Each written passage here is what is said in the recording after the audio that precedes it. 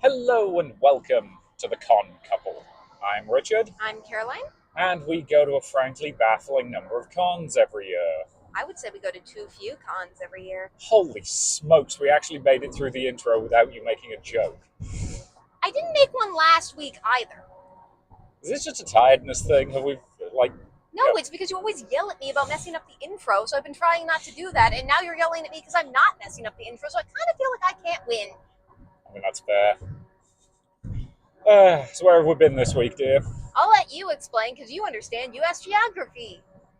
So as I understand it, we're south of where we normally are? I can't even tell if you're joking or not. I am mostly joking. I would hope so because we're on a road that's directed west. Yep. Speaking of which, this is a podcast we record in our car. Standard disclaimer because most people only tend to watch the episodes about cons that they're either interested in or have actually went to, which is fine. Mm-hmm. We record using hands-free mics, so everything is above or obeying, in this case, Indiana law. Mm-hmm. And any types of button pushing are done by me, the person who is not driving. Yep. So we are currently on our way back from Weeb Con Indiana. Yes, because we've just reclaimed the word weeb now. I don't know how I feel about that. Yeah. Again, I think at this point it's pretty neutral as a term. Generally, yes. So for a bit of, I guess, convention history from what I was able to find, this is a con that I think started in Texas in either 2021 or 2022 and is now expanding into the Indianapolis area. Starting in 2021 is a very weird time to start a con. Yeah, that's a choice. But they are claiming they have attendees of around 20,000 at the moment in Texas. Wow. The event we were at this weekend did not have 20,000 people at it. No, we're bad at getting convention numbers down. This one, I think, was maybe a tenth of that at most. Yeah, we were kind of ballpark guesstimating somewhere in the 1,500 to 2,000 range. Yeah. That's a guess. We were not. Yeah, we do not have any kind of insider knowledge to know the actual numbers. And as a reminder, our policy when we're reviewing cons is for cons that are non-profit, smaller, clearly someone's passions projects, we're going to be a lot kinder because those are individual volunteers working to try to do a cool thing. Yeah. Whereas cons that are for profit, like this one, we might be a bit harsher on. Yeah, we tend to take the gloves off, metaphorically speaking. Just because, again, if this amount of money is being exchanged such that you're able to pay people, we expect those people to be good at their jobs. Yeah. So, should we talk about briefly part of the reason why we wanted to go to this con? Yeah, so though for smaller cons, we also do tend to be more focused on, I guess, the positivity of the con. Mm-hmm. I will admit this one was in part, it was one of the few cons that was within driving distance this weekend. And also the fact that we're going to Gen Con in the end of July, beginning of August. Yep. It's going to be held in the same convention center, and we wanted to kind of scope it out to see what we're in for, because Gen Con is probably the largest con we have ever attended, with about 80,000 attendees, if not more. Yeah, somewhere in the 70 to 80,000 range is kind of what we're expecting for that one. It's substantially the biggest one we've ever done, so we wanted to scope the space at what was going to be, we expected, a much quieter convention. And it was. It was much quieter, so I took a couple more risks with costumes and stuff like that. We had a lot of fun. Yep. And we did take the opportunity to kind of wander the con space and just get a sense of what it's going to be like for Gen Con. So. And because I'm, I guess, a convention nerd, I really love just walking around con spaces, particularly big, empty ones. It's one of my favorite things to just kind of do. I've sometimes fantasized about living in a convention center. I'm weird. Yeah, but I love you anyway. You would live with me in a convention center? Yeah, I would. For the record, I realize this is wildly impractical and also have no ability whatsoever to buy a convention center. So, again, nothing wrong with idle daydreams. But if there's some weird billionaire listening to this who wants to give me a convention center, I mean, I love the fact one of the things we're commenting on is that if anybody's listening to this podcast and is has a hookup for free parking for Gen Con, that'd be super helpful for us. If anyone is listening to this and just has parking information on Gen Con, we would also just appreciate that. Yeah. This is not about Gen Con. This is not. But we should briefly mention, if you do want to contact the Con Couple Podcast, you can just email us at concouplepodcast@gmail.com. It's in the show notes. It is Likewise, in the because we gave out a lot of, I think, business cards this weekend. Yep. If anybody who we mention who was at this con would like their social media plugged in our show notes, just email us and we will add those to the show notes. Yes, remind me when we get home. I need to do that for last week's episode because we got somebody from that one contacted us and said, "Hey, here's my information." So I need to update that. We will do that. We only tend to do that with people's consent, though, obviously, because we don't want to give out people's personal information. And obviously, presumably, if you're emailing us your personal information, we said positive stuff about you. So, Probably. I mean, we might slag somebody off and maybe they're into that. I don't kink shame. So, should we talk about the venue, the convention space for this one? Yes, so this is a first-year convention. You do have to be a little bit more patient with first-year conventions, even corporate ones, because they're going to be in a new space for the first time. I don't think they did a lot of advertising for this con based on the numbers that showed up, but the space was also an interesting choice, because I'm presuming that the convention center is like the Columbus Convention Center, where you can just rent out as much of it as you want to. Yeah. And as far as we could tell, nobody but them was using that space this weekend. Yeah, they were doing some setup today, and for the record, we're recording this on the Sunday on the way home. We did notice they were doing some setup for some kind of professional conference that's presumably going to be going on this week. But other than that, there was nobody else using the space that we could see. Actually, no, that's not true. There was, I think, the tail end of some professional conference thing on Friday. There were a couple of that. I think it was more in the hotel region, which we'll get to in a second. So the convention center itself is in downtown Indianapolis. I really have trouble saying the name Indianapolis for some reason. I think that's as close as I'm going to get. I don't know if it's like Indianapolis or just Indianapolis. I've always heard it pronounced Indianapolis. Yeah, no. It's hard because it's a portmanteau, and I hate portmanteaus. And what? Dear. My hatred of portmanteaus is valid. Fair. It's not really relevant to the podcast, but... Yes, it is. Yeah, it's fair. So, this convention center is, and I cannot stress this enough, massive. Yes. When we were walking around it, we reached the point where we were up to, like, what was it, Hall H or something? Yes, it's huge. For a city the size of Indianapolis, it's a bonker-sized convention center. Just keep in mind, Indianapolis is not New York or Chicago where you would expect this type of space. It's a mid-sized city that has a bonkers convention center, which is why it hosts Gen Con and I think a couple other major events that presumably matter to people like in the sports world or something. Yeah, because this convention center is actually connected to at least one sports stadium, and it's right next to a baseball field as well. Yeah, I assume those are the two major teams that play in Indianapolis. I know the Colts play there. I don't ask what the baseball team is. I already forgot. You don't know. Why would I know? So it's in the heart of downtown, which one means parking is an interesting experience. Yes, we'll talk about parking in a second, but it does also mean that it's got, I think it was 22 hotels that are connected to it in some capacity. Like, if they had internal maps, which is super helpful. Love when convention centers have that. That listed 22 different hotels that are kind of right around it, and they're either connected by sky bridges or kind of. There are some that I think you need to go across like multiple sky bridges to get to, but they're all kind of interconnected, which is really cool and really helpful. And it doesn't matter to us in the slightest because you can't stay in hotels very easily because they're not terribly accommodating. Well, it did help with parking this time. It did. But it is nice that they have that like connection set up generally. I think it probably is also easier for people who don't want to like navigate downtown with like props and stuff like that to have that stuff. Yeah. So for this particular one, the convention space had rented out halls A and B, which were the dealer's hall. Yeah. And they were also utilizing rooms on the second and third floor of the, what was it, JW? I thought it was the Marriott. I think it was the Marriott, yeah. So the space was half in the convention center and half in this hotel area that was across the Sky Bridge. And you had to walk back and forth. Wasn't a terribly long walk. I'm sure not fun for anyone who has mobility accessibility issues, by the way. Yeah, especially because it did require going up a set of stairs. I'm assuming there was a lift somewhere around there. It most likely was, as we saw people who were clearly handicapped moving back and forth. Yeah, including at least one wheelchair user. For my disability, I tend to prefer the stairs, so that's what we used pretty much all weekend. Yep.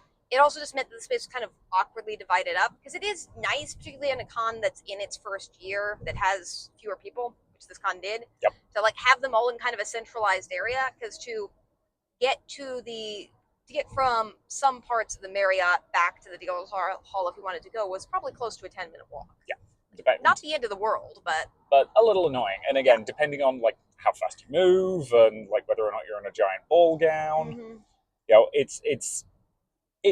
the amount of back and forth travel time probably did rack up. Now, granted, the only thing that was in the main convention center was the dealer's hall, but registration was also over there. So I'm unclear why they didn't just either put everything in the hotel or everything in the convention center. I'm suspecting that was probably a money issue. And it was a first-year convention, so I can understand them wanting to be a little bit more conservative with money, but it was a bit weird in terms of space utilization. There was a skywalk between the two, so you could go between the two without getting outside. Yeah. I think if they didn't have that, it would have been a lot more annoying. Yeah. The skywalk helped a lot, because a ball gown, just being outside downtown does not work. There's too much wind, because all downtowns are windy. Yeah. If you're in a massive ball gown, it just means your entire like lower body is being swayed. It's not great. Yeah. Not great for wigs either. So we did avoid that, but it was just a very odd decision. I don't really know why they made it. No, neither do I, because they also had, you know, their artist alley was over in the hotel, along with, you know, like their gaming space and their panel rooms and all of that kind of jazz. So just an odd choice generally. They did, I think the only things that they had over in the convention center, other than the vendors hall, was they had two rooms, one of which was like their VIP lounge, which we walked past a few times and I never saw anybody in. And one of which was their, what was it called? Conquest or something? I think it might have just been Weeb Quest, I think was the official Weeb Quest, thank you. Which was their like con game thing where you could like earn points, or sorry, berries, to get like prizes, which we sort of, you know, we started doing and then very quickly realized that we didn't care. Well, it's doing what a lot of, I think, kind of, because con games have become a more interest, or a new part of cons. I've seen at more and more cons is having a con game. The furries community does them extremely well. Pretty much every time I've seen them done at a fur con, they're very fun. Yep. But a lot of cons are just basically just having you do things at the con to earn points that you otherwise would be doing anyway. Yeah. Like, I suppose it does sort of work if you have no idea what to do at a con, which is why you should listen to this podcast instead. We'll tell you what to do at a con. Yep. We will give you some very good advice. It's basically go around to different vendor stalls and scan QR codes, show something you bought at the vendor's hall, attend this panel. And it's already stuff I was going to do, and scanning a bunch of things just kind of makes it less fun. So, especially because I did actually try and scan one of those QR codes at one point, and it didn't open the thing in the app. It opened it in my browser.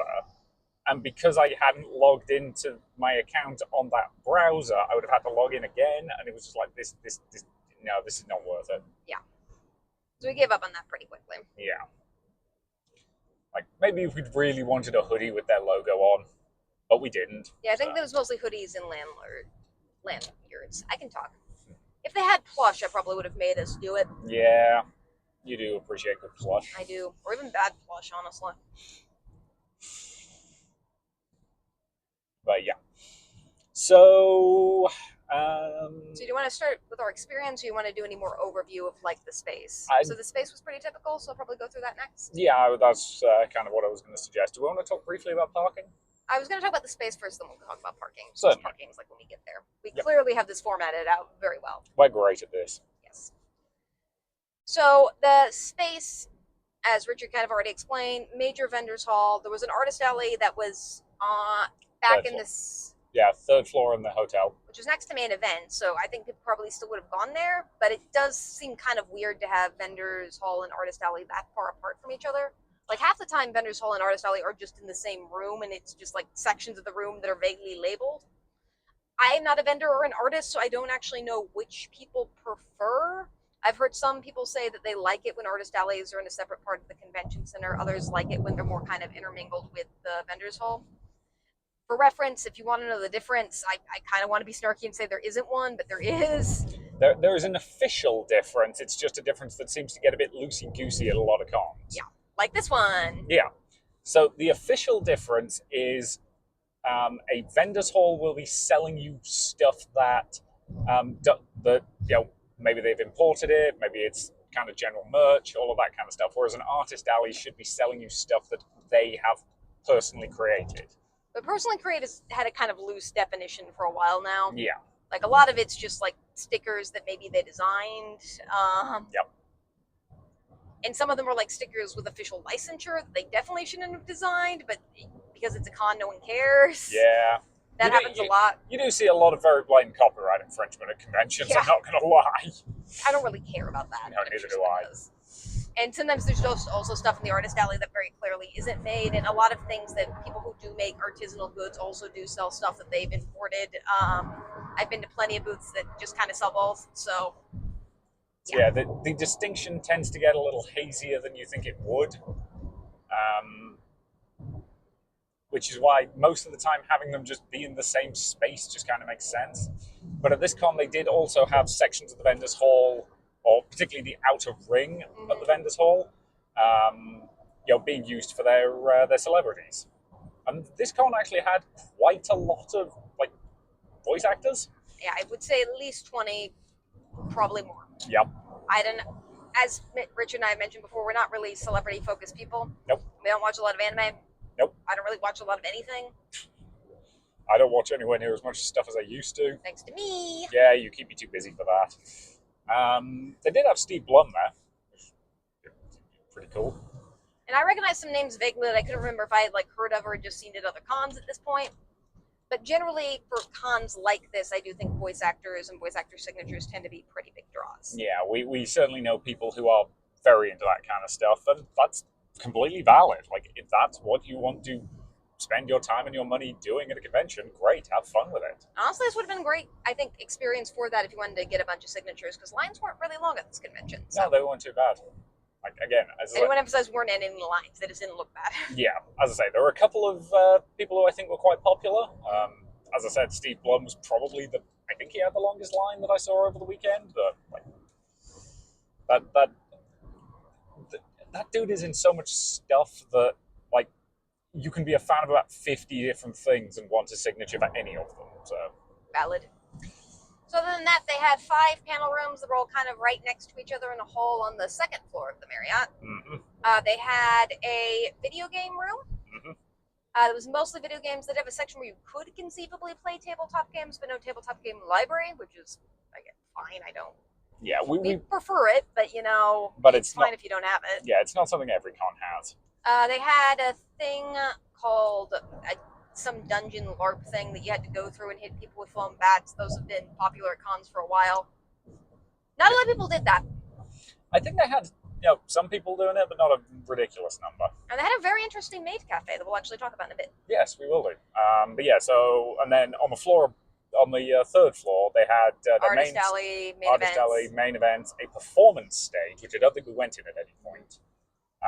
The maid cafe. And some general seating. Yeah, and then at the back of the artist alley, of the room that had the artist alley in, they also had a bunch of cosplay meetup space and an arcade. Yes. And it was kind of weird that they had an arcade and video game stuff that were not in the same room. Yeah, normally you'd expect that stuff to be in the same room because both of those things had video game consoles. I will say nothing at this convention was laid out in a very intuitive way. Yeah. But it might have just been the space they had to work with. Yeah. So do you want to get into parking and us actually being at the con now? Yes, we probably should. So we drove down on Friday afternoon. Left at midday-ish.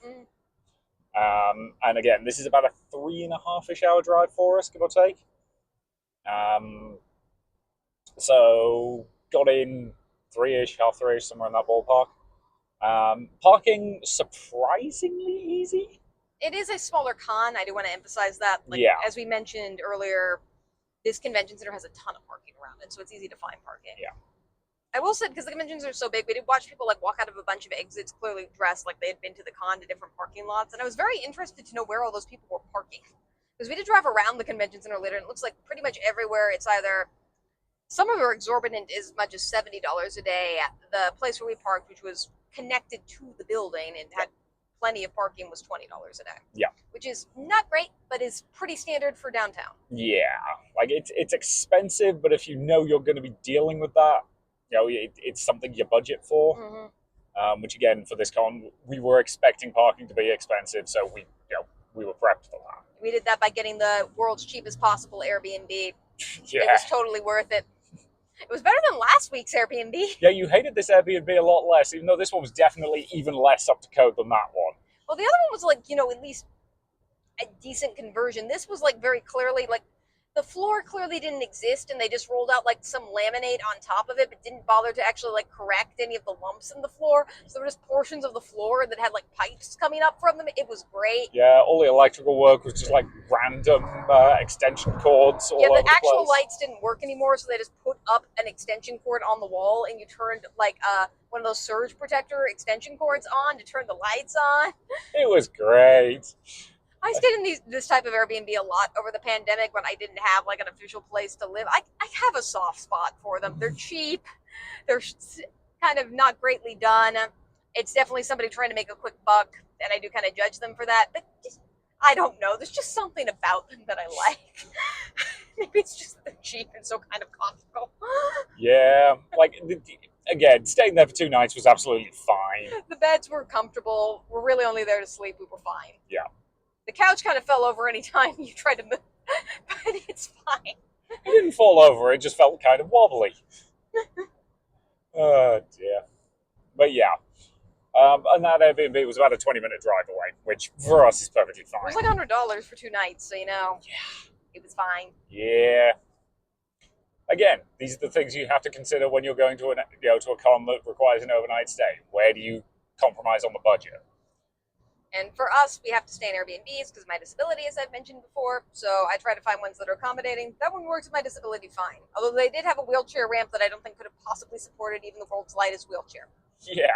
So I would recommend this Airbnb if you like comedy and really need a cheap place to stay. Yeah, but we're not going to tell you where it is because, again, this is not an Airbnb review podcast. It's not, but it's fun to comment on them when they're that ridiculous. And at least they gave us soap this week. Yeah, this is true. So, again, parking absolutely fine. Easy to get to, easy to get in, fairly easy to get out. Yep. Expensive, but that's about what I expected to pay for downtown prices if we weren't going to search for something that was like 2 blocks away. Yeah. So yeah. Yeah, and again, it was convenient. If we had to run back to the car for any reason, Which we did have to do once. We did, and we'll talk about that. But we were basically, the way the sky bridges between that hotel and the convention center worked was you had to go over one sky bridge to get to the parking lot, and then a second sky bridge to get to the hotel, which meant that our car was basically like halfway between the 2 spaces. Which we didn't realize at the time, because I think when we first got there, we did think everything was in the convention center proper and didn't realize it was in the Marriott until we got inside. Yeah. So yeah. So when do you want to talk about that next, or registration next? Yeah, let's talk registration. So registration was pretty straightforward. I actually bought the tickets for this one. You did, because I made you. Yeah. I got tired of we have separate cards. We're supposed to combine bank accounts this summer. It's on the to-do list. I put that on your to-do list. Aww. Banking is something that we both hate. Yeah. So it stresses us both out. Even though it would make a ton of sense for us to combine bank accounts, we have not yet. This is now Bank Account Podcast. Yay, Bank Account Podcast. Anywho. So you had the tickets, which meant I didn't have to send them to you. I think they were just QR code tickets. Yep. Yeah, basically it was a case of, we got emailed the QR codes, and I could also just put them into my Apple Wallet on my iPhone, which that's just what I did. Mm-hmm. Quick and easy, scan the QR code, hand over the badge, job done. Took all of 30 seconds. They did have a line, I think, set up for registration, or at least I think that's what it was for. That it was just a bunch of those red rope things that circle around in the spiral pattern. No one used that the entire weekend. Nope. There was just a line actively next to that thing. Yeah. At some points during the weekend. It felt like everybody in that line was being sarcastic, but or more likely just not managed. Yeah. Which is a thing we do want to kind of talk about this con, but we'll get there. So, again, no complaints about the registration process. Quick, easy, here's your badges, job done. No maps, though, and no physical schedule. Yes, for this they had an app. I really hate it when cons have their own app. I don't really mind Eventi for a schedule or something similar that's an events-based app, but a lot of cons make their own app, and I don't want to download like 20 apps a year to go look at stuff. It's just annoying. And this app did not work terribly well either. See, I'm not convinced how much of this was the app's fault and how much of it was the fault of whoever was supposed to be updating it. I mean, the app itself is not that user-friendly or intuitive either. No, it's not, but... So I had already downloaded the app because I need to look at the schedule, and it was the only way to look at the schedule in advance. Because as I've mentioned, particularly with like new cons, we don't know what to expect. We do like look at the schedule just to see if there's going to be stuff that's going to appeal to us at the con before we choose to go. Yeah, because again, we are very much event panel focused people. Yes. Yeah, we go to these things because we like going to a bunch of different stuff, not just wandering around a vendor's hall for 5 hours. Sorry. And yeah, so because of that, I had already downloaded the app, but my phone is 10 years old and doesn't work terribly well. And you tend to be more map oriented than I did. So you tried to download the app, and I think it took like 10 minutes for you to download the app. Yeah, it took a while. I mean, to be fair, I was using the convention center's free Wi-Fi for that. Yeah. Which definitely isn't the fastest Wi-Fi in the world, but it is free. Yes. Which is good to know. Yeah. So I think we compromised at that point because we couldn't figure out where.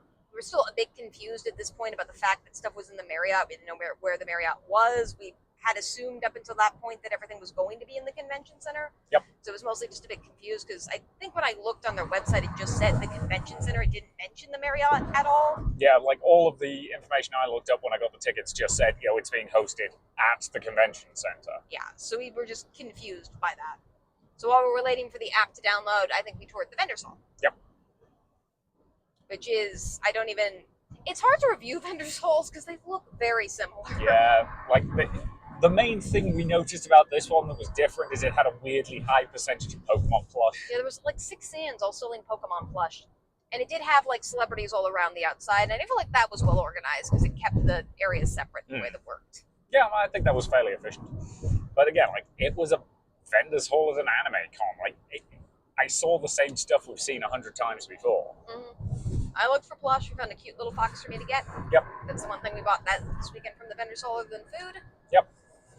And I might as well take the opportunity. So they did have a couple of food stalls built into the vendor's hall. One that was doing Mexican food and one that was doing curries. I tried the Mexican place. I had a perfectly fine quesadilla. It was decent.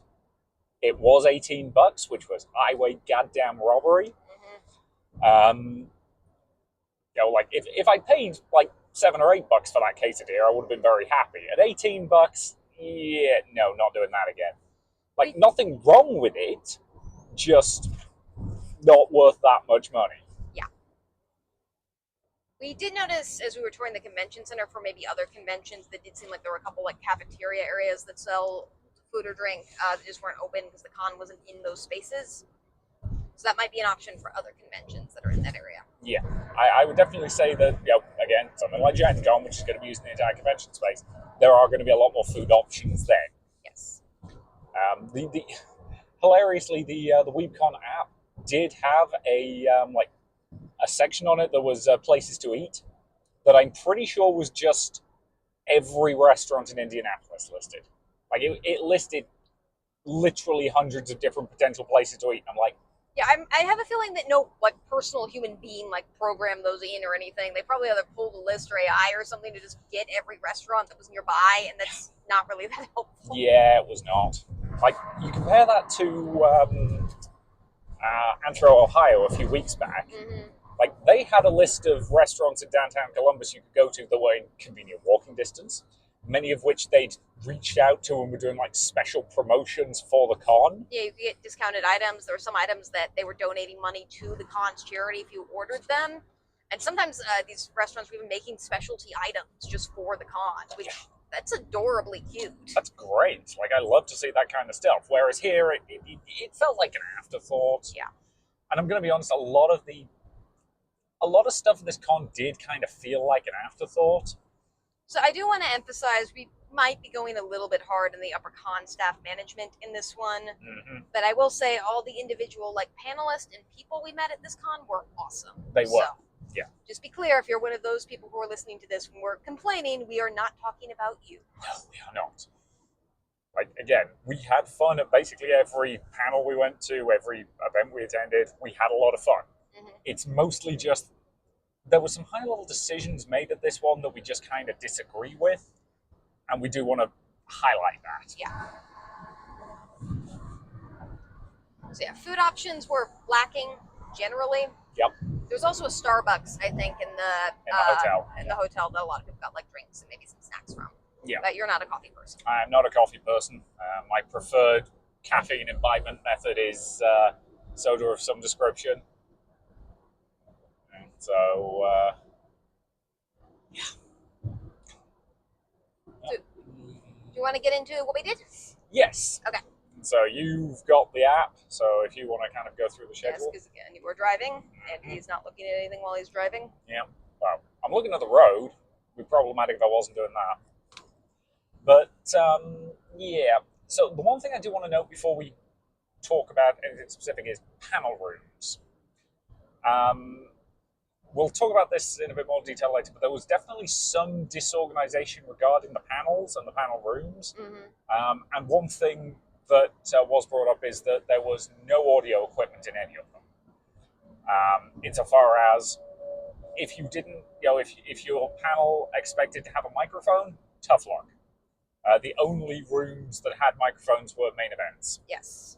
They did have AV people coming back and forth to make sure people were like set up correctly. And at one point, I do think somebody from AV did let somebody borrow, I think, their like personal speaker to use. Yeah, because that was somebody who needed to, like play audio as part of their presentation, and they needed a speaker. And again, normally for a con that's clearly got this much money behind it, like you would expect AV equipment in the rooms. Yeah, it's a bit weird that they did not have that. I do want to shout out the AV team was very clearly working hard all weekend, though. Yes, they were. And I feel like we don't shout out the AV teams enough during these podcasts because you generally don't tend to notice AV teams, even though they do a ton of work for cons. Yeah, it's one of those things. Like an AV team that's doing its job really well is close to invisible. Yep. And I do feel like the AV team was doing a good job here. They were. I just don't think they were given the equipment they really needed. Yeah. So, what did we start with? So this was a lighter con in terms of programming to us. Mm-hmm. So we wandered around for a bit, and then we went into actually a maid cafe event, although I don't think we realized it was a maid cafe event. It was called Roll for Revelry, a live adventure campaign with, it just says maid up here because I think it cut off the thing. Made to be. Made to be is the group, yes. I see it on the description, so thank you for remembering that. You're good.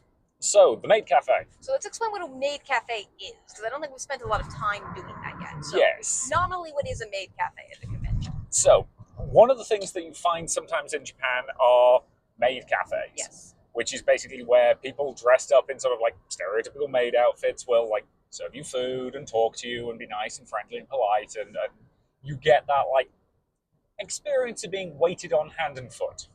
They do vary a lot in terms of what they do, and some of them, I think the quality that I think is easiest to compare it to is like a dinner show, right? Yes. Where it's like there's food that you get and there's like a performative element of the maid being there, and this, it can be done anywhere from being very like sensual to being very funny to sometimes they'll like sing and dance and do like karaoke routines. Like there's a lot of variations it can take. Yes.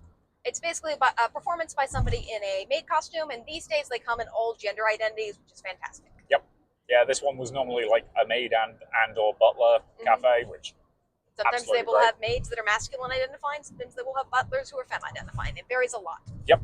And I will say maid cafes that typically happen in cons don't tend to privilege certain body types or appearances either, which is great. Yes, they are generally quite inclusive, which we do appreciate. Yes. It's just not something we normally do because it is an extra add-on to a con. Yep. And we as a married couple, although married couples do go to these and have fun, I don't think the target demographic for a lot of them. And it's a bit difficult also going in to know like what type of maid cafe it is, because they can have a variety of different performances, some of which I imagine we would be into and some of which we wouldn't. So and it's just kind of hard to know in advance, like, is this going to be a silly maid cafe? Is this going to be a sensual maid cafe? Is this going to be a karaoke maid cafe? Yeah. And the other thing is, at most cons, if they've got a maid cafe, it's usually an add-on price-wise. Yes, I mentioned that. Yeah, purely because they are usually serving food and or beverages. This one was doing some different stuff, though. Yeah. It was very interesting. Pretty much all of their events this weekend were free. I think it might be in part because they couldn't serve food for whatever reason. Yes, so I'm going to do some some wild ass guessing here. My guess is they didn't have access to a kitchen, and as a result decided to do a bunch of different stuff rather than the more traditional maid cafe stuff. But they were working all weekend. Oh yeah, they were busy. Like they had events running basically constantly. So the particular thing we did, and you did have to sign up for their stuff, but you could sign up basically at the door if you wanted to. Yeah, they were pretty accommodating because it wasn't really clear that you had to sign up in advance, or I didn't realize it. Yeah. But we went in a fairly early time slot, so it was I think maybe 1 or 2 tables, and this was a live D&D campaign where the audience was just playing as one character, which I do think worked for about the 10-ish people that were in the room. Yeah, I think if we'd had a larger number of people, it would have been a bit more problematic, but they did a really great job. They did. And as I mentioned, we typically don't play tabletop games at bigger cons or cons that aren't focused on tabletop just because there's so much stuff to do. Yeah. But at this con, there was less stuff, and also this was an hour, and I'm like, well, if it's an hour, I generally don't, I'm a little bit wary of audience participation D&D for bigger crowds just because I find it impossible to, do anything. Yeah. Because this event was smaller in an hour, I think it worked well. I don't know how it would work if the entire room was full, but the MC did have really great energy, and I do feel I think he uses his pronouns. I believe so. MC Ephraim is what the sheet says. I hope I'm pronouncing that correctly. Yeah, he did a very great job. Yeah, they had great energy. They understood the assignment. And I will say all of the maids did really make me want to try a maid cafe experience at some point. Maybe not be served by them, but if they're doing more stuff like D&D or some of the other stuff they were doing this weekend, just playing board games and being entertaining host while you play board games, I might be into something like that. Yeah. Again, they did a really great job. And again, the one thing I do want to highlight is the costuming was fantastic. It was. Because they had they had a D&D fantasy kind of theme to it. So one of the maids was a demon, one of them was a vampire. That kind of stuff, and just having fun and rolling with it. And they were all obviously, if you're in a maid cafe, you're gonna have a more performative personality. But I really loved all their performative personalities and the characters and tropes that they were playing. One person who I think was called SWAT, or it's something that started with an S, kept giving very good answers that were just joke answers, which I always appreciate from campaigns. So yeah, it was a lot of fun, and I definitely would hang out with that group of maids at least again. Yeah. And again, I believe they do have just an actual location in addition to doing this at conventions. So yeah, if you're interested in their stuff, go check them out. We had fun, and we are not normally people who would be attracted by a maid cafe. Yeah. We also got free stuff for going, which is cool. Yep. And got a ribbon and a die or something. Yep. And technically, I think we entered the raffle, but we already left the city, so yeah. If they're drawing that at 5, because the con doesn't technically close till 5, we're on the road and recording at 4. We'll probably just tell them to give it to somebody else. Yeah, we'll text them back and say, yeah, we left an hour and a half ago. You should probably hand that to somebody else unless you want to ship it. But yeah, so they are running events basically all weekend, and I respect them for that. That's a lot of work on their part. So yeah, what did we do next? I went to the voiceover through community and content panel, which was about getting into voice acting and doing a bunch of different voice acting projects that aren't just anime, but commercials and stuff like that. So we were a little bit late to this because we were kind of wandering around. Yep. And this was run, I'm sorry, I'm probably not going to remember this person's name, but their dad was in the audience. We had a lot of younger presenters at this con who I think were running their first or second panels, and their parents were in the audience. Not really helping, but just kind of being supportive, and that was adorable to see. That was, because this guy was, 17? 17. I think they said.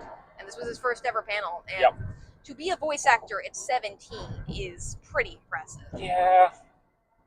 Your drive terrifies me. I did not have that nonsense at 17. Yeah, I know. Well, you did, but... At 17, I don't think I did. I was still dealing with a lot of other stuff. I didn't have that command to be an adult at 17. And I definitely don't think I could have gone to a con and just be I want to host a panel at 17. That's fair. I definitely get the sense from the dad who we talked to a little bit afterwards. It was blatantly, aggressively proud of his son, and that was just adorable to As see. he should be. That his son is like the mastermind behind all of this. This is not a parent pushing their kid to do stuff. This kid is doing all this stuff on their own. Yeah. And they did a pretty good job with the panel. Yeah.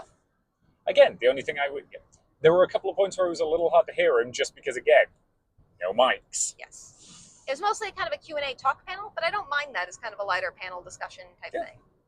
And I mean, a lot of very specific people in the audience were able to get their questions answered, which I liked a lot. And I did not realize he was 17 till after the panel. I thought he was in his 20s. Yeah. Not because he looked terribly old, just because he had such a mature presentation style. Yeah. Yeah, I would agree. I was assuming he was older than he was. Yeah, he did a great job. His dad was taking pictures throughout the event. It was cute. It was great. And I really do think, based on him and his voice acting experience, that like he's somebody I could see in a few years us being like, oh wow, I knew him back when he did that panel, and then he's like very famous in the voice acting community by then. I can see that. Again, dude, if you are listening to this, we wish you the best of luck. Yeah, we really hope you succeed, because you seem like an awesome addition to the voice community. Yeah. And I hope you keep doing panels too, because that was very fun and well done, and you're only going to continue to improve in paneling from now on. Exactly. Yeah. We're passing the signs for the Uranus Fudge Factory. It's a joke about Uranus, Indiana. They know what they're doing. They know exactly what they're doing. Yeah. Where were we after that? I think we had a break after that. Because, the one thing I will say is there wasn't that much, like... They had 5 panel rooms. I think only like 2 or 3 of them actually had stuff in it at any given time. So it was weird that they had 5 panel rooms. Yeah. And some things were clearly scheduled for like incorrect time slots. Or just the wrong rooms. Yeah. Which, that was a Saturday thing, wasn't it? That we'll talk about when we get there. But yeah. Wrong rooms, sometimes something that like had a 2-hour time slot only needed a 1-hour time slot, or something that needed a 2-hour time slot or had a 1-hour time slot really needed a 2-hour time slot, that's a little bit normal for a first con, but it was kind of dialed up a bit at this con. Yeah. So, was there anything before the Eden D&D thing? Or I'm double checking, but I do not see anything that we for sure have. Yeah. So yeah, I think the next thing was the improv D&D thing. I'm going to see if I can find the name of the people who were hosting this, because they were fantastic. Do you want to explain what it is while I do that? Certainly. So the principle of this was basically, this was in main events. This was the first thing we went to in main events.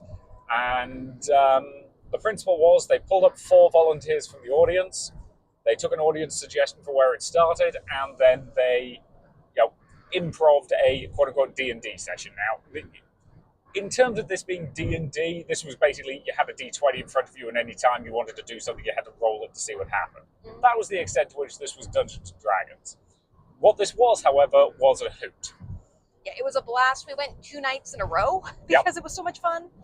This was done by the Quest Bros, who I think do this at a lot bigger cons. They do. And they did have a small audience, which is hard, I think, for an improv D&D event. Like, events like this thrive on big audiences, like cheering and booing and stuff like that. Yeah. But they made it work. They really did. Like, they probably only had like 100 people in the audience at absolute most. Mm-hmm.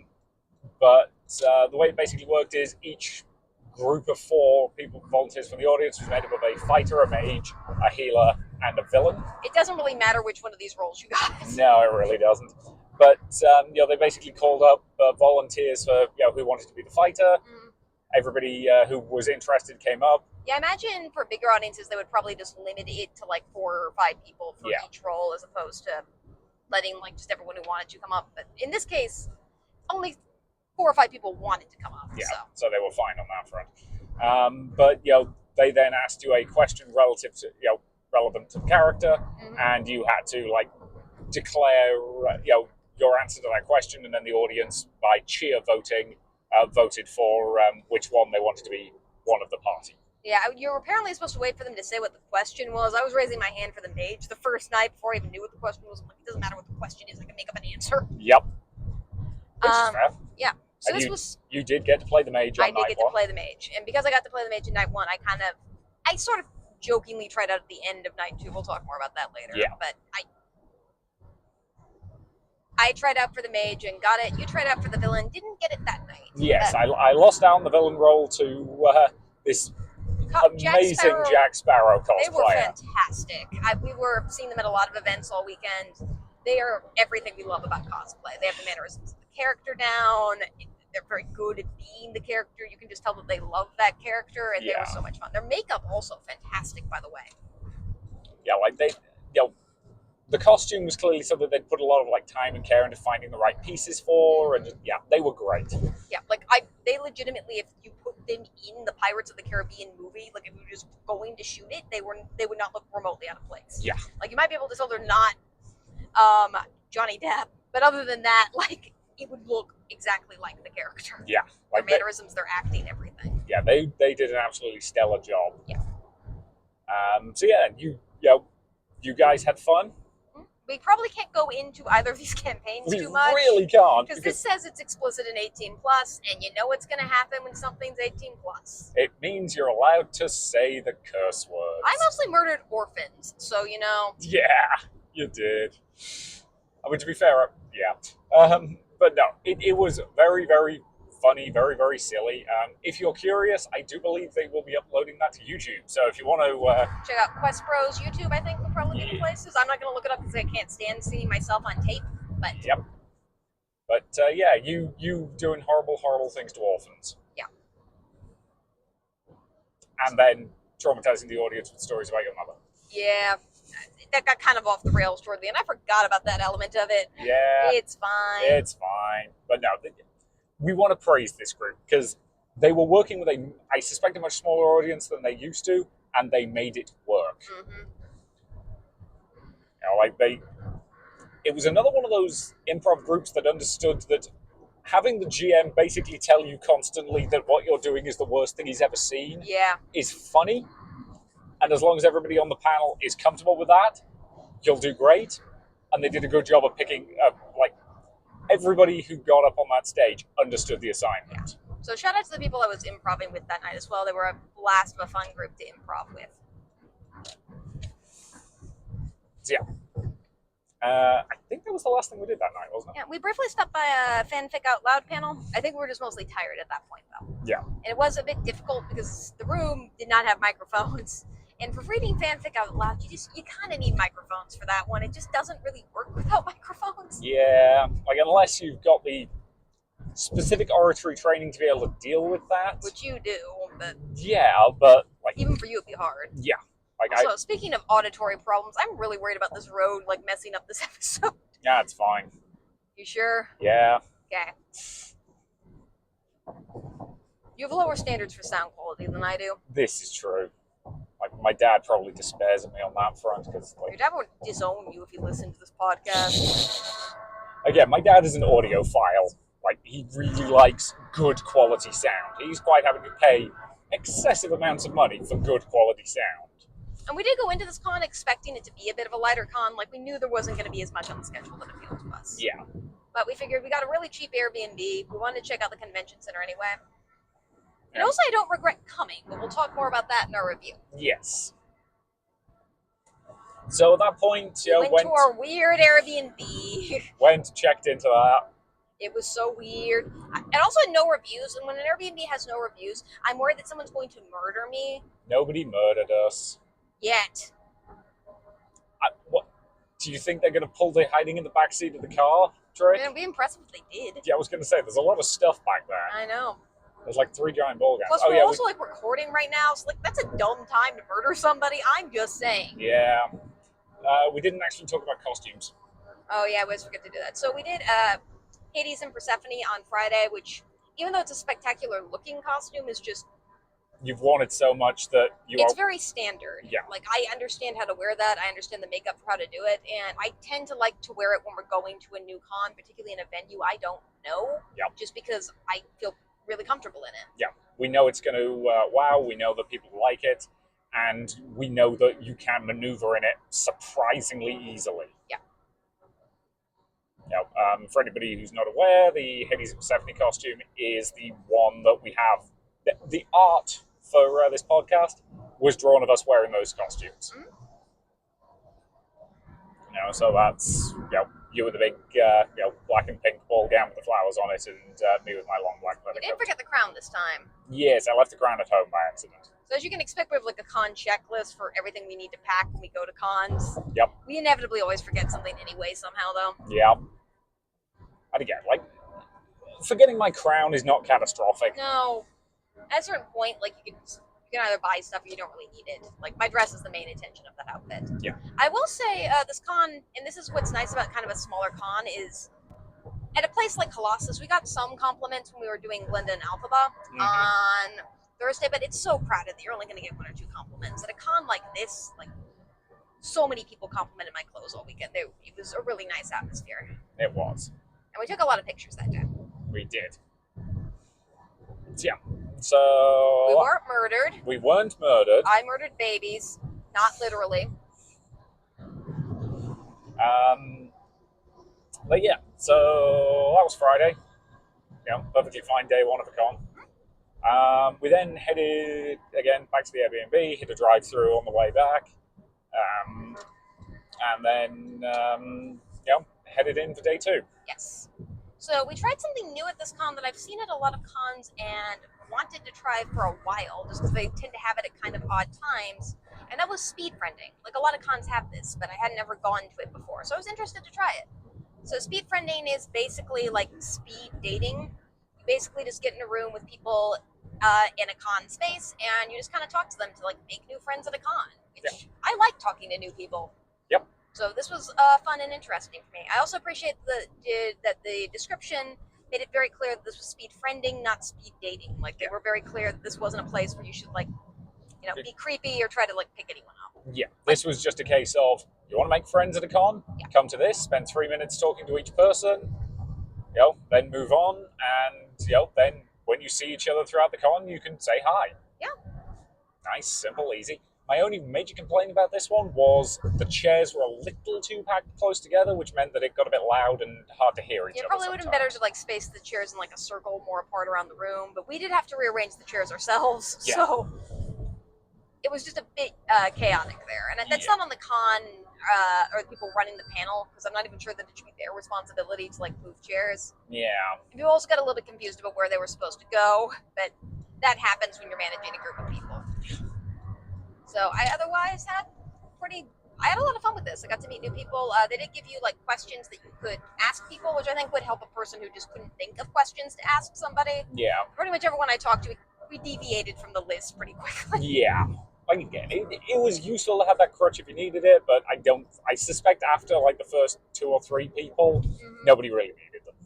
It was fun just talking to people and knowing why they were there. And we did see some people later at the con who we met there, which was pretty cool. Yeah. Checked out someone's panel as a result of that speed friending too, because I asked them about that panel. Yeah, we did.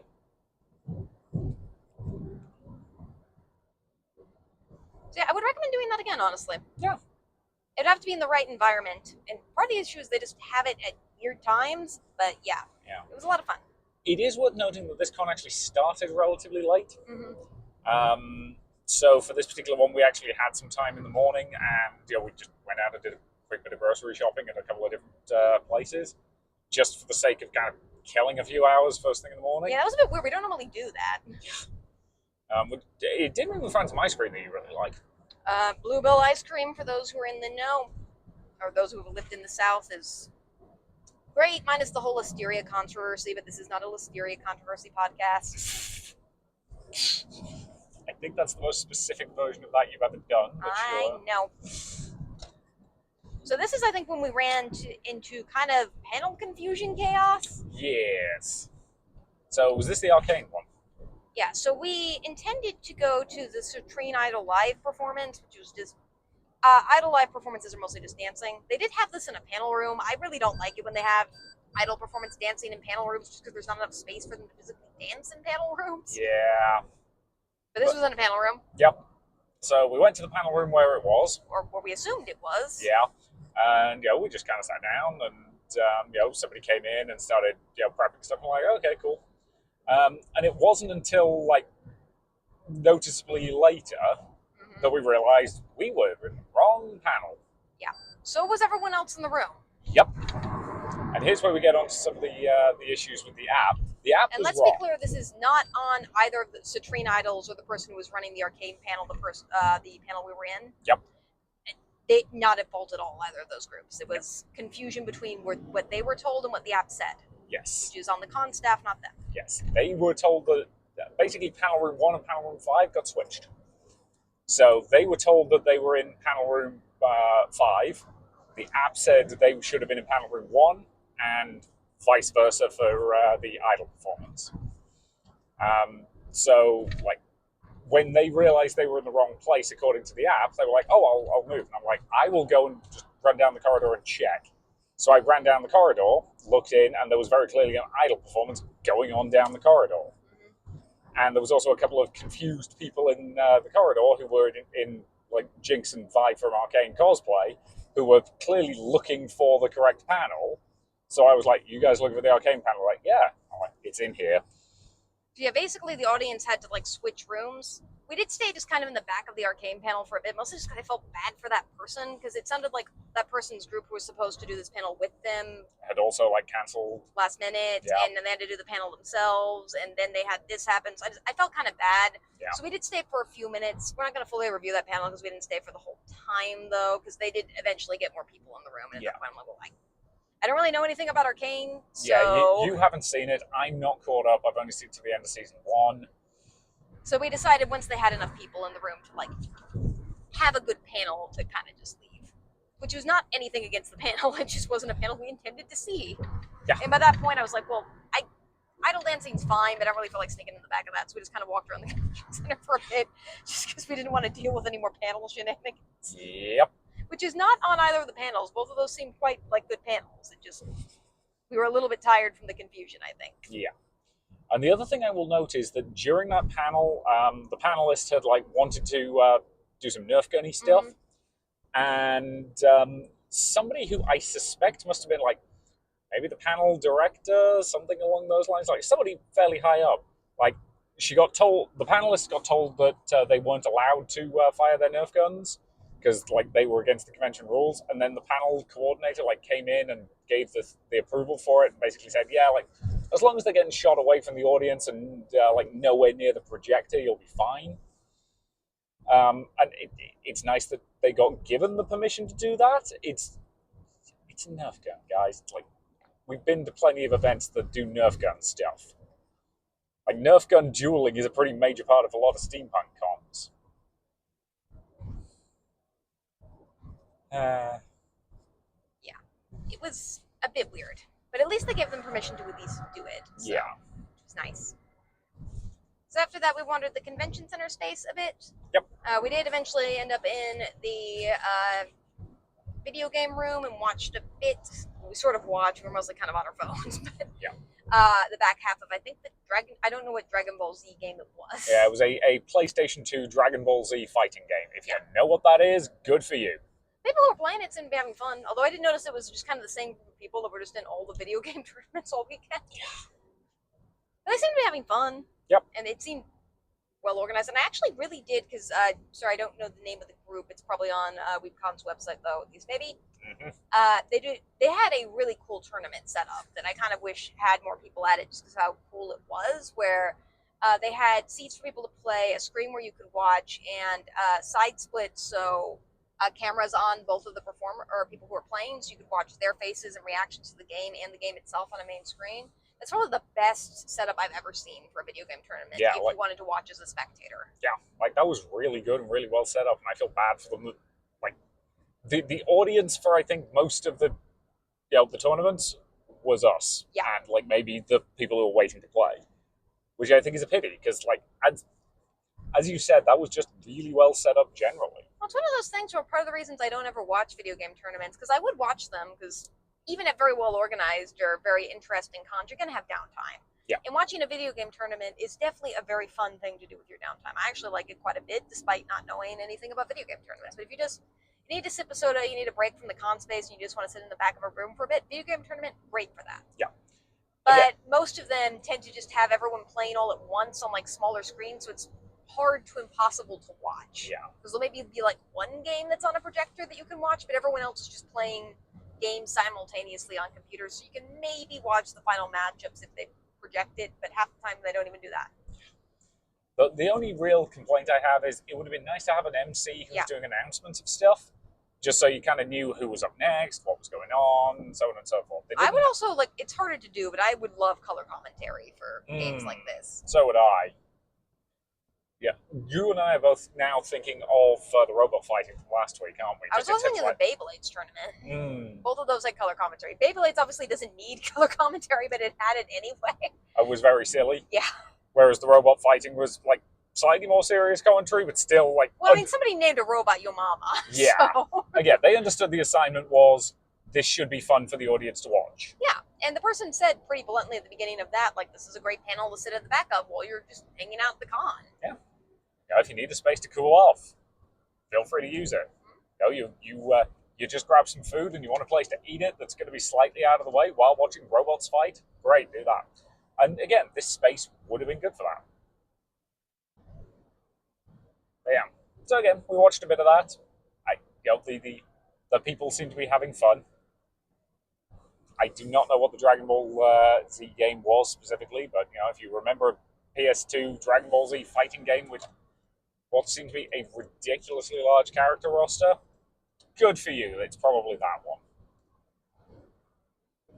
So after that, we went to skit statistics. I love this panel. I am such a data junkie. Yeah. I knew this was going to be one of your favorite panels this weekend.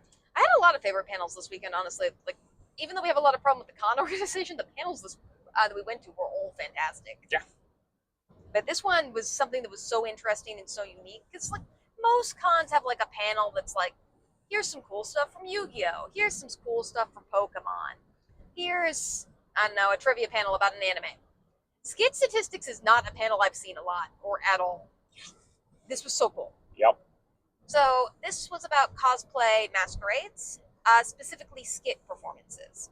So the skit portion of cosplay masquerades or cosplay contest is it's kind of like a talent show, but it's also like stories. It's basically you're doing a skit in character. It's like the play element in cosplay. It can be a lot of different things these days, though. Everything from an idol dance performance where it's people just dancing on stage to people reenacting a scene from an anime to people writing their own scene from an anime to magic to somebody playing a trumpet. We've seen a bunch of stuff. Yeah, we've seen all of those things. We've seen a burlesque show with somebody dressed as the TARDIS. Yeah, I like that one. Yeah, that was good. And this is something that I find fascinating just because it is so broad and so diverse. And this is basically somebody attempting to catalog that diversity to see what it's actually about. It's somebody who does skip performances. They said they were part of a comedy idol group. Mm-hmm. And I'm using they, them pronouns. I think that's what they use. I'm not entirely sure, though. Yes, I genuinely can't remember. This is the thing. We try to be respectful of everybody's pronouns. We're actually really bad at asking what they are. Yeah. So we tend to default to they, them just, out of an abundance of trying to be, of trying not to get it wrong. Yes. Yeah, this was really interesting. They analyzed, the text says, about 3,000 masquerade skits. And keep in mind, this person actually watched all these masquerade skits and hand cataloged and organized them based on type. Yep. Like they identified if they were an idol dance, they identified if they were, from a certain anime. They put in a lot of data about these from a bunch of different cons, going back to I think the earliest was like 1990 or pretty close to it. And the main reason they can't do anything before that is people weren't recording those. Yep. They are limited by what they can find on YouTube, basically. Yeah, so it was just fascinating that they found all this stuff and did all this. They did look at certain cons, so I do think the data set is a little bit limited just because it looks at very specific conventions. Yeah. But they acknowledged that during the presentation also, that it was, of course, limited by what they were looking at. And I get that you can't look at, like, everything, and it probably does make sense to look at the same conventions across time, because that's probably going to keep your data from being too random. Yes, I would concur with that. And one thing that is interesting, apparently, like, you and I both have the impression that, idol dances make up a large chunk of cosplay masquerades. Apparently, it's only about 20 to 25%. Yeah, I do find it interesting. We were talking about this a little bit with them and also a little bit ourselves after the presentation about how we've definitely been to cons where idol dances were 80 to 90% of the performances. And we were wondering, like, was it the data set that made it look like it was less? Because we do know some cons limited the number of idol performances. Some cons don't allow idol performances at all.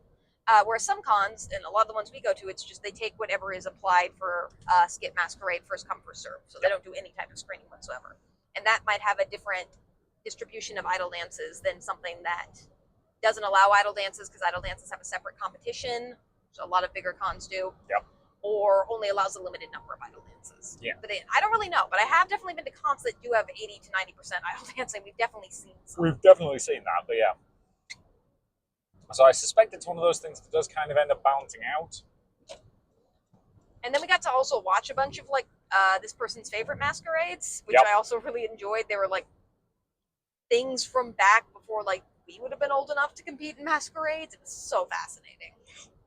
I really love this panel. And some of them, you were looking at them going, this is a group of like 10 people doing one performance, because there's like 3 performers and then like a whole bunch of people doing stage ninja stuff, and like you and I can barely wrangle each other and we're married. Mm-hmm. Like, I cannot imagine getting a group of friends that large together for a performance and like choreographing it and doing all the stuff required. I do hope, like, we've talked about a bit before how like construction competitions have very much become a certain way. Masquerade skits do tend to be a little bit more open about what you can do, and I'm worried they're changing to become a more specific thing in terms of being more about technique as opposed to storytelling, and I don't want that to be the case. Yeah, like I like a masquerade event to tell a story. Yeah. You know, and granted, there's a lot of different ways to do that. Like, you know, our friend Pop Culture Choreography, like, told a story with her performance last week, and it was very technically competent. Yes, it's not to say you can't have both. It's just I don't want it to just be all one or the other. Yes. And I actually do like some of the campy earlier stuff. That was some of my favorite stuff. So good. Yeah. But again, sometimes it comes down to what's your favorite. It's the one that references the one anime that you really like that nobody else has heard of. Yeah.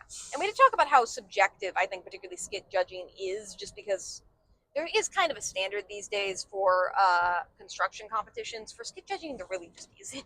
It's very random.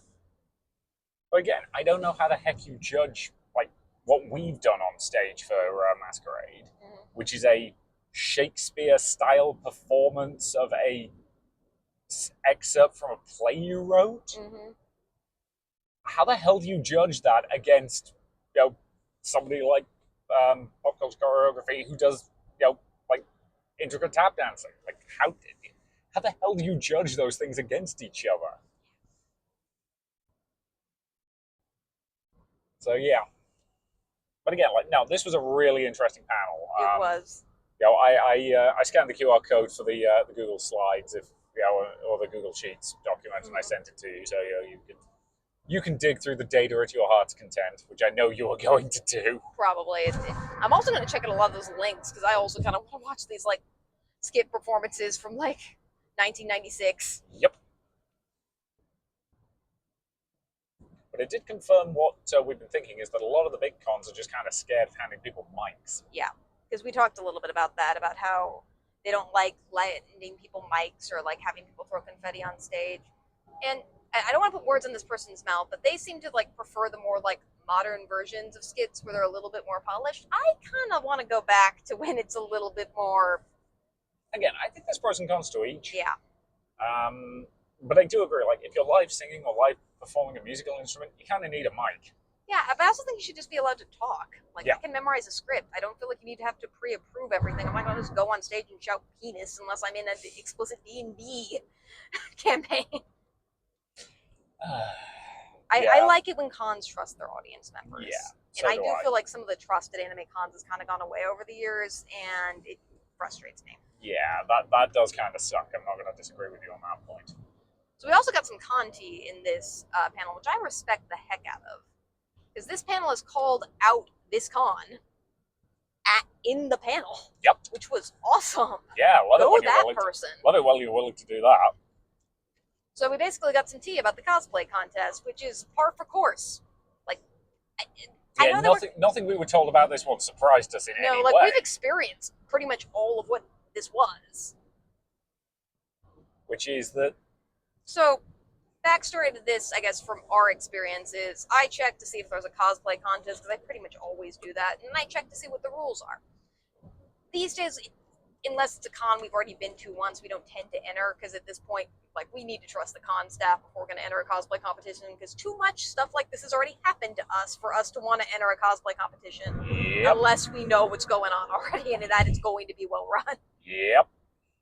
And in this circumstance, I think I was right too, because I did check, because as you can tell, we've done particularly skip performances before. I've occasionally entered in construction, or just sometimes they have general cosplay competitions that are just, there's no prejudging, you just go up and like look. I've entered those a bunch. Yeah. Because they tend to be kind of fun. But this time I vaguely looked to see if there was a skip portion, because I do admit I do like going to cosplay competitions more when they have a skip portion. Yep. And I didn't see anything on their website, and this was 2 weeks ago. So I did check before we went into this panel today, the cosplay competition, and I found it odd that they mentioned skits. Yep. And I checked their website, and their website still didn't mention skits. When I clicked on their form, which was still open the day of the competition, and I imagine had I submitted something the day of the competition, they probably would have let me compete. Yep. I found I could submit a skit. And I briefly, being me, considered, well, maybe let's just do a skit while we're here. And I'm like, that's a dumb idea. And then we did not have time to prep anything. We could have prepped something, but I didn't want to. We would have had to record it at the Airbnb. We've got these mics. Yeah, true. Anywho, it was a good decision we didn't do this. In part because of what we heard, in part just because of everything I just said. Yep. So, you want to explain the hullabaloo with this? So, I get the impression that this con was not planning to have a skit portion of their cosplay contest until somebody in their Discord server actively called them and said, hey, are we doing skits or not? And then they decided, oh, we can have skits, but apparently only announced that like on their Discord server or social medias, but didn't bother updating the con website. Which, brief aside rant, please, can conventions just start putting stuff on their website? I do not want to have to be in your Discord server, on your Instagram page, and on your Blue Sky, Twitter, whatever else account to get information about the con. Update your website.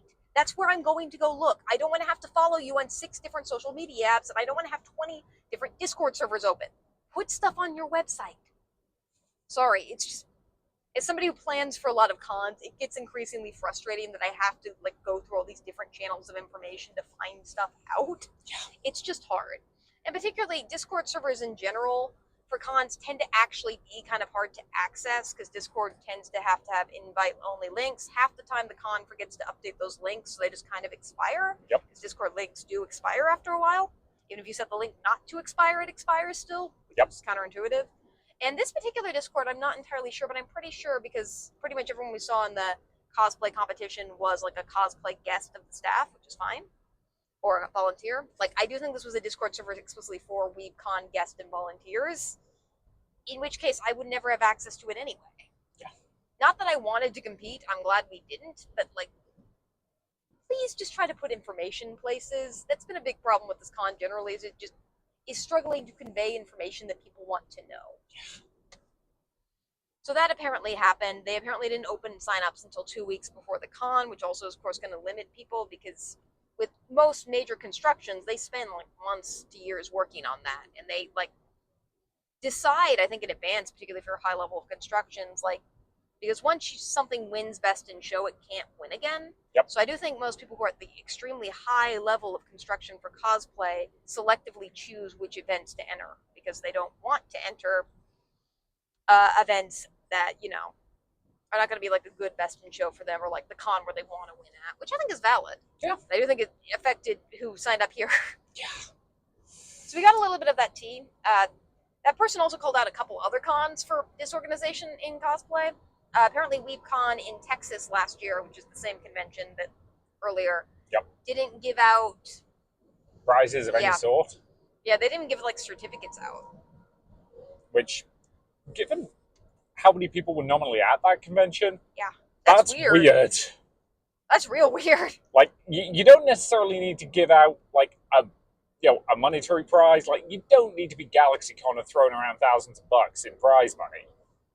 But there should be some recognition, like a basic trophy, a certificate. Don't just have it be like a handshake. Like, that's just weird. Yeah. And anyone who's in cosplay will tell you you're never going to make the money back that you spend. Go putting into the artistry of cosplay. Like, that's just true. And I'm sure they do appreciate, like, bigger and nicer prizes. Yeah, like But it is weird to have a 20,000 person convention and not have a prize. Like, that's weird. Like, there is a reason why most of the people who can make a living off of cosplay do it via Patreon. Yeah. You know, they do not make their money competing in competitions. They make their money by doing cool stuff and having, you know, people on Patreon pay them to do cool stuff, which is fine. If that's if you can do that, great, have fun with it. So during this discussion where we were talking about like Weebcon in Texas last year and this year, two people who were competing in the skit portion of the competition, unsurprisingly, were in this in this audience about like skit statistics. Mm-hmm. They wound up winning. They were quite nice. Yep. But they mentioned that they wanted rehearsal time, and the comments was like, "Okay, we'll give you rehearsal time at 5 o'clock when the contest starts." Red flag for us. Yeah, that's never a good sign because like normal. So at a well-run masquerade show, like again last week for Colossal Con, they blocked off a period of time that was like what 10 until 12, something like that, in the in the main event space where the competition was going to be held, and they did a dry run so that everybody knew what was going on. They could talk to the lighting team, they could talk to the sound team, they could like do all the prep work stuff you need to put on a good show. Yeah. And I do go back and forth on the need for prep because we talked about this a little bit in that panel too. Some cosplay performances have a prep time where you can go over stuff, others don't. I don't know. I tend to kind of be either or on it. I do think it's definitely good if you want to do anything specific on stage to have that prep time. Yep. But it also does take away a lot of your con time to go to rehearsal. Yeah, it's one of those things that I think it probably does lead to a better show for the audience, but it does limit the amount of stuff that the performers can do at the con. I do think the best way to do it would be like how you do cosplay judging, where you just give everyone a specific time slot and they only have to be there for that. That's probably how I would try and arrange it, but give everyone like a 20-minute time slot. But like that's a lot of organization to do. Well, they do it for construction. I think performance should have the same level of stuff. Yeah. I will say a lot of people, we've seen this a bunch, like generally whenever we've competed, we do try to stay to watch everyone's rehearsal just out of respect. Plus, it's also a lot of fun, honestly. But some people do just like leave after their number is called or whatever, which valid. Like again, if you've got other stuff to do, fine. But yeah, so I think that was just like, I don't know. Some parts of this con felt very slapped together.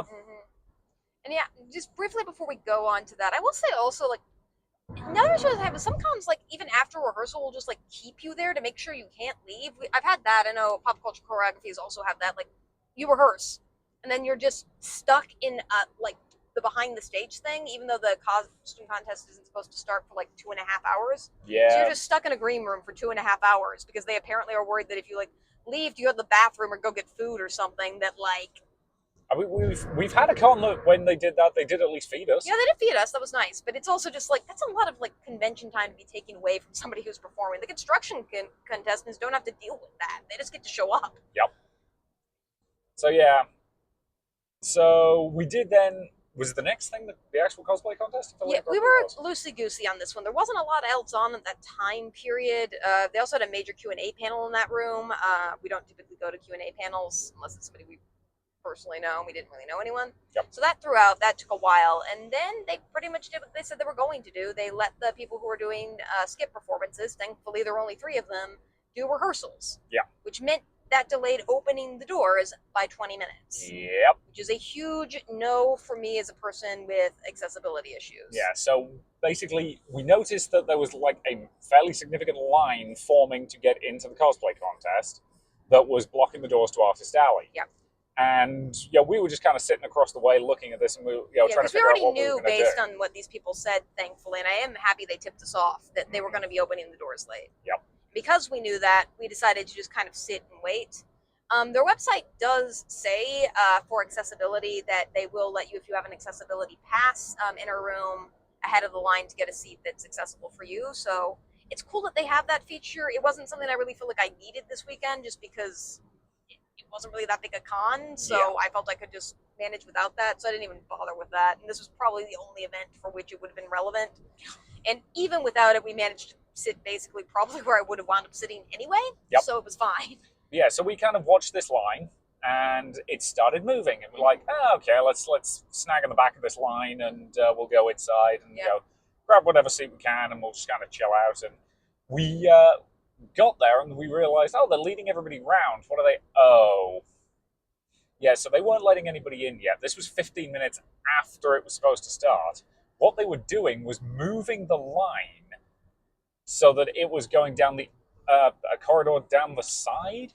Which didn't make sense for getting it out of the way of Artist Alley and was probably slightly less of a fire hazard. And I do mean slightly less of a fire hazard. No, I mean, the corridor they were getting moved into was a narrower corridor. It was more of a fire hazard. It just got everybody out of the way of Artist Alley. Which I'm sure Artist Alley appreciated. Yep. But like, people standing in hallways for long periods of time is a fire hazard. It's not safe. It's not good for anyone. And it's avoided had you just moved Masquerade Rehearsal up to another time or prepared better for it. So we got to like the middle part of that line, realized what was going on, and we noped out of that. Mm-hmm.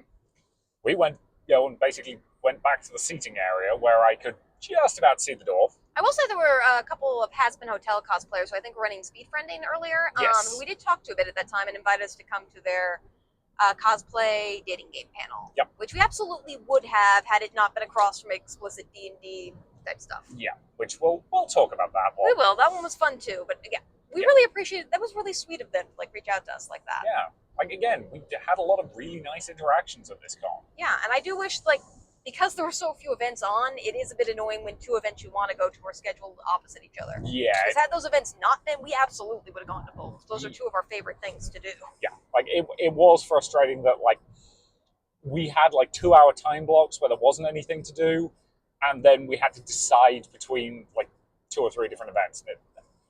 Yeah, that was annoying. And I am a little bit sympathetic. Like, I know that for any con, you can't have somebody's schedule be entirely tailored to your taste. There's always going to be some sort of schedule conflict. That's not a big deal. But it's a bit weird that at this particular con, that we're just at certain time slots, 2 p.m. on Friday or 2 p.m. on Saturday or something like that. It was just, there were certain blocks of time where there was just actually nothing. Yeah. There might have been a photo shoot meetup in one of the rooms, but all of the panel rooms were just empty. And I was why is there nothing on at this time period for no reason? Well, again, I think the 6 o'clock time slot that day was like that. There was just nothing on. It was very weird.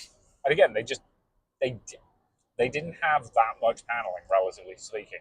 Well, in fairness, there weren't a lot of people also, so I do want to. It probably was the appropriate amount of paneling for the amount of people that were there. Some of the panel rooms were packed. Yeah. But it didn't seem to be very well organized in terms of schedule. Yeah. So we loitered for a bit and just kind of kept our eye on the line, and eventually there wasn't much else on that we wanted to do at that time. Yeah, they did eventually let people into the room. And this was scheduled from 5 to I think 7 p.m. Which we both knew based on what we had heard already. There's no way it was lasting that long. If they only had signups open for 2 weeks, and skits weren't even open until it sounds like the week of the contest. They probably didn't have that many people signed up. So the question we wanted to know going in is, are they going to give out all the awards?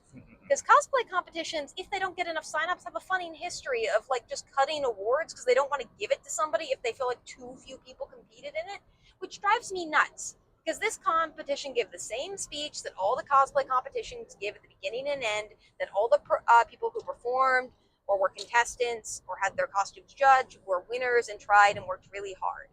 And the same people who say that also then think, gee, we only got 2 people in this category. We can't give out an award. Or we only got 1 person in this category. We can't give out an award. And do you realize how disrespectful that is to somebody who worked hard on their costume? You're saying that the amount of work that they put in, just because no one else happened to sign up in that category, is not worth a prize. And that's horrible. Just think about that. You're saying that this person who worked hard has to suffer because no one else signed up in that category. Do you realize how bad that is? That's just dumb. Sorry for the rant. You're good. So yeah, they eventually let people in. Can you rant? I mean, you're as good as ranting as I am. Yeah, I am, but you kind of cover the basics. That's true. Okay, fine. I do want to emphasize this con did give out most of the awards. There was most. We'll talk about that. Get there. But yeah, so again, they eventually let everybody in about 25 minutes late. Everybody went in. Again, we just joined the back of the line, went in, got seated in the front row because like we were comfortable being seated in the front row and off to the side. Yep.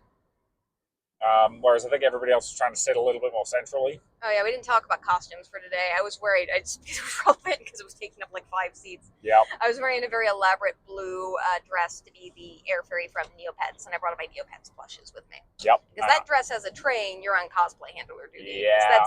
That's our rule. If I dress as a train, you need to be monitoring that train at all times. Yep. Which is my general tip for anyone who's wearing dresses with trains to cosplay or to any sort of events. You need somebody there to pick up that train in crowded areas. You just do. It's a safety hazard if you don't have that. Yeah.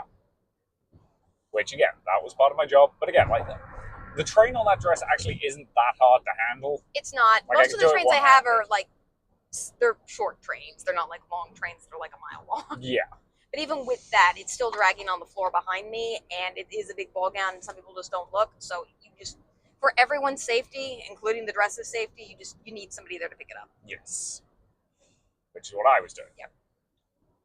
But yeah, so we got in. 25-minute late start. They did the usual spiel. They announced, the various categories. They introduced the judges. They said that all the cosplays were worthy of awards. Blah, blah, blue. And yeah, for this one, they had 4 judges for construction, and then nominally 2 judges for the skits. We'll get onto that. Yeah. So, and as I emphasized last week, that was a fun piece of road. We tend to make fun of cosplay competitions just because they're kind of not great in terms of organization, and a lot of times also not in terms of respecting their contestants. But I do legitimately believe that everyone did work hard, and we are absolutely not saying that the winners did not deserve to win. They did. No, absolutely not. It's mostly just a case of we kind of hate the fact that cosplay competitions are competitions. Like, cosplay is supposed to be costume play. It's supposed to be fun. And, like, making it a competition to me takes a lot of the fun away from it. I mean, it probably is fun for some people, and I thought all the costumes were really, really good. Yeah. So I think we had about 10-ish people in Novice, 5-ish in Journeyman, and 1 in Masters for construction. And they also did do their walk-ons, which are people who didn't go to prejudging, who just wanted to walk across the stage. So this is called Exhibition. On the website, it was very unclear whether or not Exhibition was like a judged category or not. I looked this up earlier too, because I thought about entering that because a lot of the pieces I get are like thrifted and kind of hobbled together. They're not like bought out of a box. I do design them. I just don't do a lot of the constructive elements myself. Yeah. And I thought, oh, maybe this is one of those competitions. But every single time competition so far has said that they consider thrifted cosplay, sometimes also called closet cosplay, to be a category in a competition. It's not actually existed as a category in a competition. Yep. So I've given up even trying to submit stuff like the Persephone costume, which I do love to death, into a competition just because it doesn't fit any category. Because it's not completely store-bought. It's not completely homemade. It doesn't meet whatever rule there is for how much stuff is completely homemade. There's just not a place for it to exist in a competition, so I've just kind of given up trying. Yep. Am I ranting too much? No, okay. Good. But yeah, so they did their walk-ons, and again, loved a lot of the costumes we saw up there. There was some great stuff. Then they did the novice category, which, as you say, probably had about 10, 15 entrants. Tends to be the biggest category. Yep. Journeyman, smaller category, probably about 5 or 6. And then they had their 1 master. At which point the 4 judges went off to deliberate. Even though, keep in mind, for construction, they, in theory, should have already deliberated. Yeah. I still don't know why they need to judge how well they walk across the stage. I don't even know if that's it's unclear. This particular one didn't even have websites with judging criteria, because some cons do judge how people walk across the stage, some don't. I find it bogs down the competition too much when they judge that, and also, like, some people have more stage presence than other people. Like, if it's a construction competition, it should be about that. Yep. But yeah, so then they did their skit portion, and so their one judge, they nominally had 2 judges for that, one of which was one of the cosplay guests, and one of whom was the person actually emceeing the event. And the person who was nominally emceeing the event, she was nominally judging. She was not, insofar as like she was ducking back behind the stage a lot for like whatever reason, which meant that the only person actually like watching to judge was the one cosplay guest. Well, I found it interesting because I did think she watched the first performance, and the first performance was what wound up winning. And to be clear, that was a fantastic performance. That was very technically correct, very polished, and I was not at all surprised that it won. It definitely deserved to. Yeah. But her not watching the other two contestants just shows such disrespect to them. Yeah. Because they're trying and they're being on stage, and that's a really hard thing. And you're not. It sounds like you already just made your decision and aren't even looking at them. Yeah. Which again, like, just a certain level of disorganization, and it really felt like the skit portion of this was hodgepodge. Yeah. Like, this was slapped together at the last minute. And I suppose we should be grateful that they actually had a like performance judge who was separate from the craftsmanship judging, because frequently they get the craftsmanship judges to also judge the performances, which also, like, they had a table for the craftsmanship judges, and I assumed that, like, the performance judges would, like, sit at that table. No, they were on the stage for like the first part of the first performances group, and then they realized it was awkward that they were standing on the stage, so they kind of sat next to the stage. Yeah, it was really weird. It was really weird. Don't know who made that decision.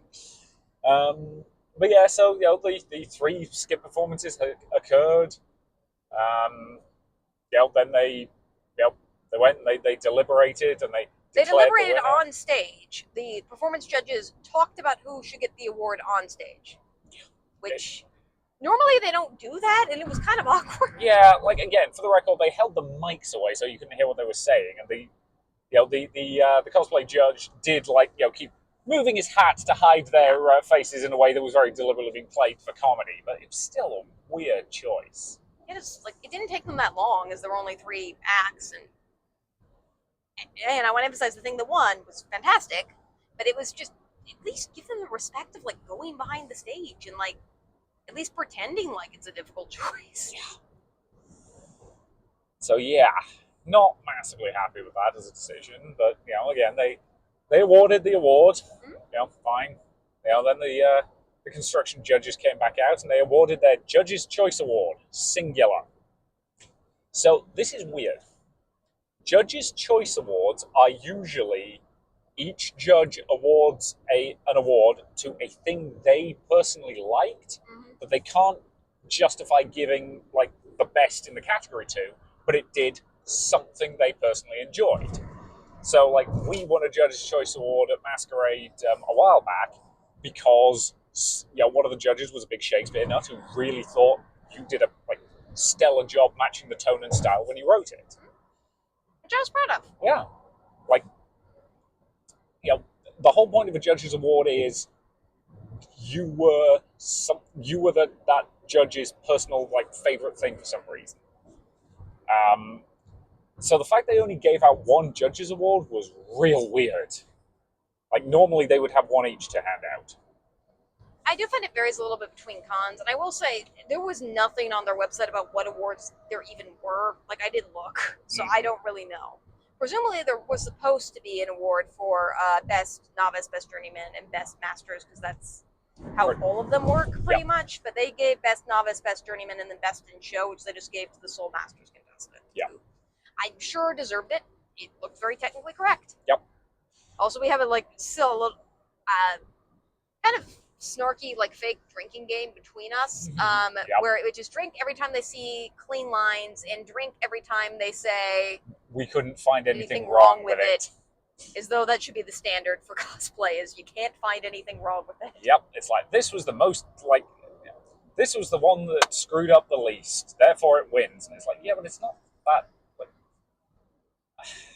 I apologize if we're too snarky about cosplay competition. It's mostly a case of you and I look at the judging and we're okay, yeah, I get why that won, but it's boring compared to this person who created a really cool, interesting, fun, stupid thing that is fun.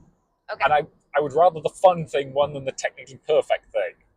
To again be clear, we're not criticizing the people who won. We are not. The person who won has clearly competed in a lot of cosplay competitions, and they did nothing wrong by creating something they knew would win a cosplay competition. We just kind of hate cosplay competitions generally. But this person, I'm sure, is a very technically correct and very brilliant crafter. Yes. And they do deserve that award. Yes. It's just part of the reason why we don't tend to go to a lot of cosplay competitions unless there's something else on. Yeah. And this one was kind of yo-yoing. And even with all that hullabaloo, it still finished by like, what, 6:30? Not even? No, 6 o'clock. Yeah. Like so it started 20 minutes late, and then it took 40 minutes to finish. Yeah. Which I don't mind shorter cosplay competitions. It's a little... I think I would prefer a 40-minute competition to the like 3-hour one we had at Colossus the week before. Yeah. I have a headache for that one, though. Yeah. But yeah, like, this competition did not need a 2-hour time slot. Like, if they'd started on time, it would have been done by like 5:30, 20 to 6. Yeah. And I do want to emphasize again, we do respect costumers and everyone who engages in cosplay in any way, shape, or form. And I do think these really technical competitions should exist because they do privilege a lot of like really good craftsmanship and fine work. Yes. It's just, I think both of us kind of wish there was something that was a little bit more encouraging of creativity in the cosplay space. Yep. And it seems like the further we've gotten into like anime cons in the 2020s, the scarcer and scarcer other types of competitions that maybe champion other types of creativity beyond just pure technical skill don't really exist anymore. Yeah. Like it as we said last week at Colossal, like the like championship cup thing they're doing, it felt very much like the people competing in that picked their characters specifically as what will allow me to demonstrate the widest range and skill of techniques, not because it was a character they adored and loved. I'm not saying they didn't adore and love those characters, but it feels like that's where the decision came from. And I absolutely think that these technical competitions should still exist. It's just because they occupy so much of the current cosplay competition scene, there's not really room for people who want to do more creative stuff, and I think that's kind of sad. Yeah. Because a lot of these people who do professional costuming do comment that they sometimes want to do a design that's a little bit more simpler, but is a really cool concept. Yep. And they just mentioned that it's hard for them to find time to create those because they know they're not going to win. Yeah. You know, again, same goes for, people saying some variation of, sometimes they just want to, like, do a cool original concept, but they can't because it's not, to win an award, it's got to be a replica of something that already exists. And again, I want to emphasize that, like, I have a disability, and because of that disability, I'm probably not going to ever be terribly good at sewing just because I have physical limitations that not everyone does. And that absolutely doesn't mean that everyone who is really good at sewing should be held to my handicap. They shouldn't. They should have a venue where they get to demonstrate their skill and how awesome they are at sewing. Yeah. It's just, I also wish there could be competitions and spaces for people who need to create in different ways that aren't just that. Yeah. And I feel like that space doesn't exist right now. And I would love to have competitions that are both this and something else. Yeah. So this has turned into a bit of a rant about cosplay competitions again. I was pretty much guaranteed to do that. Should we move on? I think so. I will say that, like, our issues with that are just standard, like, cosplay competition issues. Our issues with WeebCon in particular is this was not well organized, it was not well advertised, there were no rules listed anywhere, it was very confusing, and they didn't open applications till way too late. Yeah. And they also didn't open the doors well, and I think that's all fair criticism of the con. Yes, I would say so. And we're not the only people making it, so. We are not. So the next thing I'm pretty sure we did was the second night of D&D. We had a blast the night before. Yeah, we had a blast the night before. We wanted to go again. And also shout out to this, and I did appreciate this at least a little bit with this con. For the most part, other than like these events, you could just go into rooms. Yeah. So we went into this one again. This was also in main events. And events was just open after they cleared out for the cosplay competition reset. So I think we got there at like 7:15. It started at 7:30. We just walked in and sat down. It was great. Yep. Getting front row seats. Love to see that. This was another one that we volunteered at. Specifically, I volunteered. So I auditioned initially for the fighter. Mm-hmm. Didn't get it. Lost out to a guy whose weapon of choice was a spoon. Valid. Yep. I kind of broke the audience a bit when I went up to be the healer. Mm-hmm. Side note, saying the word penis at a con is always funny. It pretty much is, yes. We got a lot of mileage out of your penis. And this is not a Plus 18 podcast, so that's all we'll say on that. Yep, that's all the details you're getting. If you want to see that panel, I believe it will be getting uploaded to, who are they again? Quest Bros, I think is their name. They do a lot of bigger cons too, but like there was a smaller room in both nights, the crowd and audience and everyone was working to make it work, and it was, even though the room was small, it didn't really feel it a lot of the time. I was having an absolute blast. I made a decision I wasn't going to try out for roles, and I think when you got one, I just had a funny villain joke, so whenever I did that, I didn't get up there. It was all new people, which I was actually really excited about. Yep. So yeah, like, you know, a few of the people who did it the night before did audition. None of them got picked a second time. That includes you. That includes Jack Sparrow was Jack there. Sparrow I think there were a couple other people who were also there, but they liked it enough that they came back, which I think is a really good thing. Yeah. And all of them stayed in the audience and watched the entire thing too. So I think they were all having fun. Yeah, but that one got. I'm trying to decide if that one got even more off the rails than the previous night. Both got pretty off the rails. Yeah, in slightly different directions, but Yeah. you know. And again, it was fun. It was silly. I think I did a good job working the crowd. Yeah, and just I think everybody had a good time. And I really can't speak highly enough of just the job that this group did making an event work with a much smaller crowd than they were clearly expecting. Also, shout out to the AV team because we were having a microphone problem at the beginning of this event, which not on them. It happens sometimes. They worked, I think, their butts off to make sure that it worked by the time the event officially started. Yeah. Because everyone had to audition for roles that takes the first 20 minutes of the panel, then you spend the rest of the panel playing D&D, and during that time they figured out the mic issues. Yep. Which was great. Again, it was a little touch and go for a minute there. They eventually broke out the sacred incense and prayed sufficiently to the machine god to make the microphones work properly. Even though I did say that I took out all the microphones with your penis, so we need to stop talking about that. Yeah, probably. And this was a really fun event, and it was also fun because we got to hang out with some people afterwards, just because you did a great job, and some people wanted to talk to us. So yeah. Again, lovely to talk to those people. And again, it is something I really love about small cons, is just you can make those individual connections with people at them. So somebody saw us, I think, from Sakai Con earlier. They came up and said hi. And I think somebody from the AV crew talked to you. Yeah. I got the impression that he was of the opinion that I was insane, but in a way that was extremely entertaining. Yeah. What he just doesn't realize is once I get up on a stage like that, and I'm comfortable in the space, I have no shame. Yeah, you don't. Nobody on that, I got consent checks from the other players before I said some of that stuff, for the record. Yes. Sorry if you're or we're listening to that improv stuff and are disappointed with how tamer this podcast is, but it's a different setting. Yeah. This is informational as well as entertaining. It's mostly just informational. I don't even know if it's entertaining. Yeah, who knows? But I freely admit I went a little bit unhinged on that one because that was exactly what that panel needed. But yeah, again, if you're curious, look it up on Quest Bros YouTube channel. I think they said it'll be Wednesday, Thursday, something like that. Yeah, I might check out some of the other episodes just because ours were great. I'd be interested to see what other creative concepts we'll come up with. Yeah. They are a great group. I hope they do more stuff. So do I. Again, if they come near us again, we'd probably go see more of their stuff. If they come near us. Don't know. That was an innuendo. It's going to go over the heads of anyone who doesn't already get it. Moving right along. So we left after that because that did end pretty late. We were chatting to people in the room for, I think, 30 minutes after it was done. Yeah, we were chatting to people for a bit. Also, do you ever get that thing where you get kind of tingly? Sexually? No. Oh, fuck.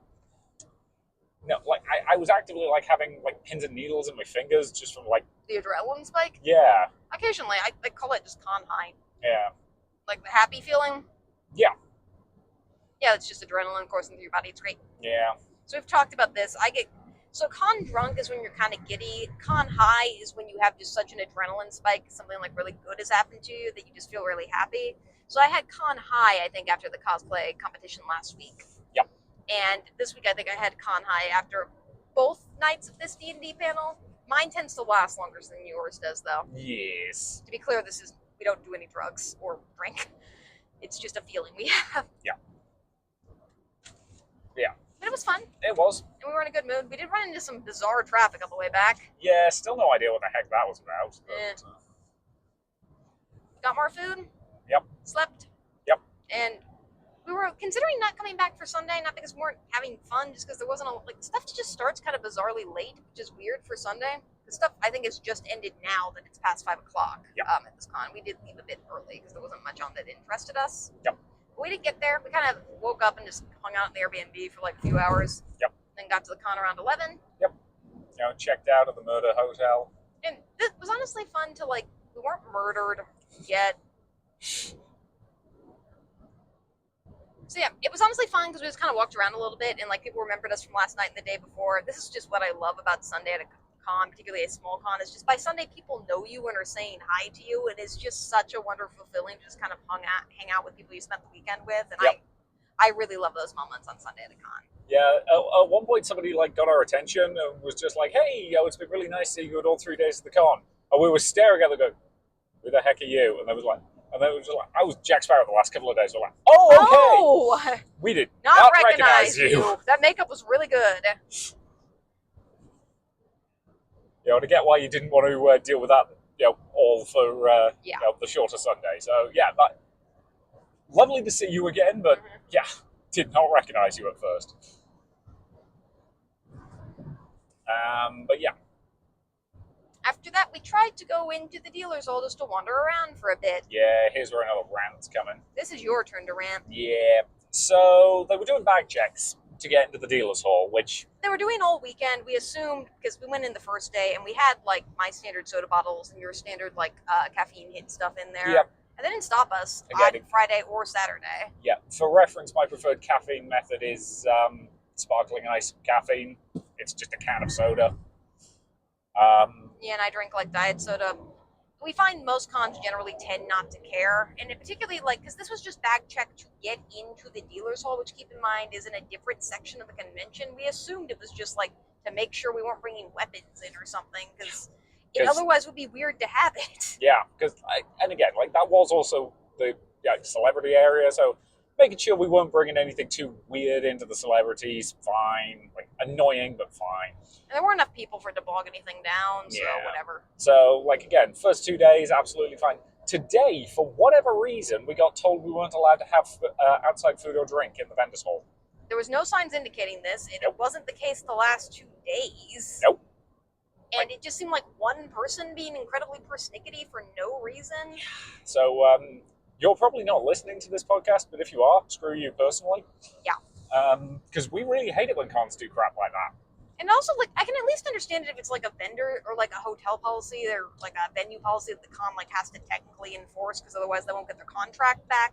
Like that kind of sucks. Yep. But I get that they have to do it. This was very clearly because I think we're not 100% sure, but we're pretty sure this person just works for the con. The venue doesn't even care that drinks are allowed in there. Yep. Just that one person does for whatever reason, despite there not being a sign or any indication that they're not allowed anywhere at all. So this just felt like one random dude's power trip. Yeah. And it also doesn't make any sense because it's the vendor's hall. Like if you wanted to go get it, like there's like one food stand in there, and like if you had food, you would just go outside and eat it. Like there's not really a place to sit down and eat in the vendor's hall. So I don't know like what you are preventing with this. Like I don't know, just wish I blew my own sword on that guy. Sorry, I think both of us really hate selective rules being randomly applied by one person on a power trip. Yeah. Like that alone makes me not want to come back to this con. Yeah. Like again, I don't know if it was a case of that was technically in place all weekend and just like nobody but him cared, or if that was just some random nonsense he made up on the spot. 'Cause, like there were blatantly people walking in holding like Starbucks cups and crap like that. Yeah, it was very confusing because we were watching people walk by with like beverages in their hands. Yeah. It was so weird. So, like, what did he think we were going to do? Like, shake up the Sunkist and, like, spray down the celebrities or something? Well, I think it was just annoyed that you missed because I think, went to go check your con, like, you thought you were, when he was talking to you, you thought you were asking about con badges, not back. I think he was just, like, annoyed and thought you were trying to be cheeky to sneak something in and wanted to catch you somehow for some reason, which you weren't doing. No. There were just like 6 people there checking bags, and you were just going to a different one. Yeah, I was just going to the nearest person, and he was like, "You need to come over here so I can check your bag." And it's like, okay, dude, fine. I don't care. And the other people did not care at all. No. And that person almost definitely works for the con. I also do want to emphasize, because we were just walking around the convention space a lot this weekend, and they do have people stationed at various places around the convention, I think just kind of Mostly just making sure no one's peeing on the carpet or anything. Yeah. Um, Again, just doing basic basic convention center stuff. Yeah, all of them were super nice. Yeah, We talked to some of them. Like at one point, one of them like asked if there was anything we needed, and we basically said, no, we're coming to Gen Con in a few weeks. We wanted to get, we're at this other con this week. We wanted to get a sense of the space because Gen Con's going to be like big and busy. And they were like, oh, yeah, cool. Do what you want to do. You can't like go into any of the locked rooms, but other than that, public space. Yeah. Get a sense of it. Learn your way around.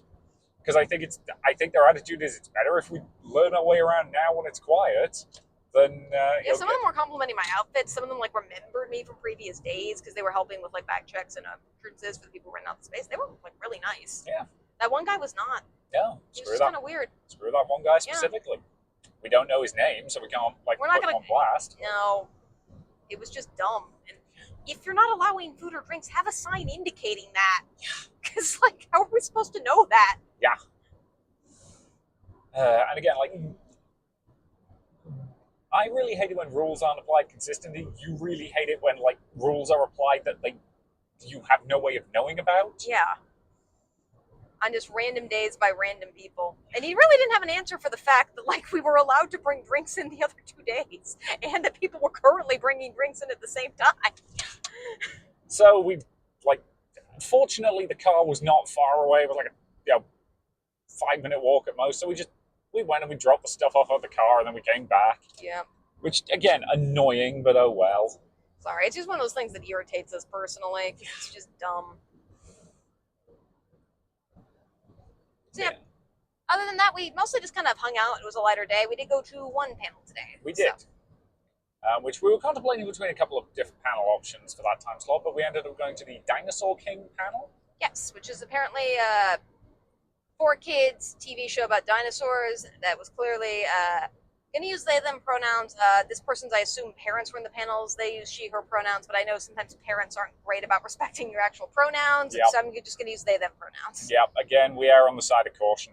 Yeah. But yeah, like, this was clearly, like, somebody's lead into, like, absolutely adoring dinosaurs. And we met this person during speed friending, and I mentioned that they were a panelist. Yep. And yeah, they love dinosaurs. They clearly do paleontology work and have done like expedition digs and stuff like that. And they talked about how the show got them into dinosaurs, and I felt they did a really good job relating the show to fossils and stuff like that. Yes, to actual paleontology. Yep. And I'm going to be honest, I really adore panels where it's just somebody is passionate about the thing and wants to talk about the thing. Yeah. I love those kind of panels. And this person is clearly very passionate about dinosaurs. They were very excited when we walked into their panel. And then some people we were hanging out with the night before walked in. Yep. I'm sorry, I kept meaning to ask your names, but forgetting. One of them was clearly also very passionate about dinosaurs. So it was just a very fun, like, small panel. I think there's only 4 people and 1 speaker, but like sometimes rooms like that really worked. And that was one circumstance where it really did. Yeah. It did run a little long, which I initially thought was fine. Yes. Because there wasn't anything in the room after. And then suddenly there was, despite the fact that I am like 99% certain that thing was not on the schedule. It was not on the schedule. Because we looked at the schedule like an hour before that panel started to decide what we wanted to do and didn't see anything in that time slot. And this would have been a panel that interested us. It was just not on the schedule. Yeah. Anywhere. Yep. It was weird. It was very weird. So yeah, like the person was overrunning their time slot a bit, but we were just like, there's not again there afterwards. That'll be fine. And then like one of the, again, I think one of their parents, I'd guess. Yeah. Basically came back in and was like, there's panelists waiting to come in who are supposed to be in here next. And they had to like wrap up in a real hurry, and that was a shame. Yeah, and I heard them kind of being annoyed about it, but I don't really think it was like their fault because they had no idea there was another panel in there afterwards. And based on a conversation we overheard, I don't think anybody else did. Yeah. Like, that panel got added to the schedule, like, maybe half an hour before it was due to start. Yeah, and I had noticed a couple other panels on the schedule that I didn't see before and then noticed. I wasn't 100% sure if they were being added or not, but I know with near 100% certainty that this one was just kind of ad hoc added. Yeah. So I get the impression that whoever was in charge of like keeping the app updated and like making sure the panel information there was correct was not doing a good job. Yeah. Like we try not to call out specific individual people, but whoever you are, unless you like tell us not to take like sodas into a con venue after we're had been allowed to all weekend for no reason, even though other people are very clearly Yeah, carrying soda bottles. Yeah, you can take a long walk off a short pier, but like whoever was in charge of keeping that schedule on the app up to date, yeah, you might have wanted to put a little bit more time into that. Yeah, it like was a you bit probably were confusing. busy with a bunch of other stuff, but like, yeah. And the one advantage of like schedule apps over paper schedules is they can accommodate like last minute changes in case people don't show up or stuff like that. Failing at that, when you have a special app you've made people download, is kind of not great. Yeah, that's kind of a problem.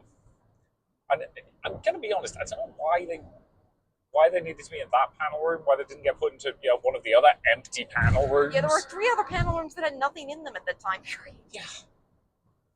It was very confusing. Yeah. So yeah, like I generally, I don't feel like the panels were very well handled at this con, and I do not mean by the panelists. Yes, the panels themselves were all, I enjoyed pretty much every panel we went to. Yeah. It's just, it was hard to find them, it was confusing, some of them were in the wrong rooms, and there were time periods where there was just nothing on, and then there were time periods where stuff was added to the schedule at weird time periods, and yeah. Some of the voice acting Q&As I don't think were added till incredibly late, because I was looking at the schedule just now and just noticed some that I missed before.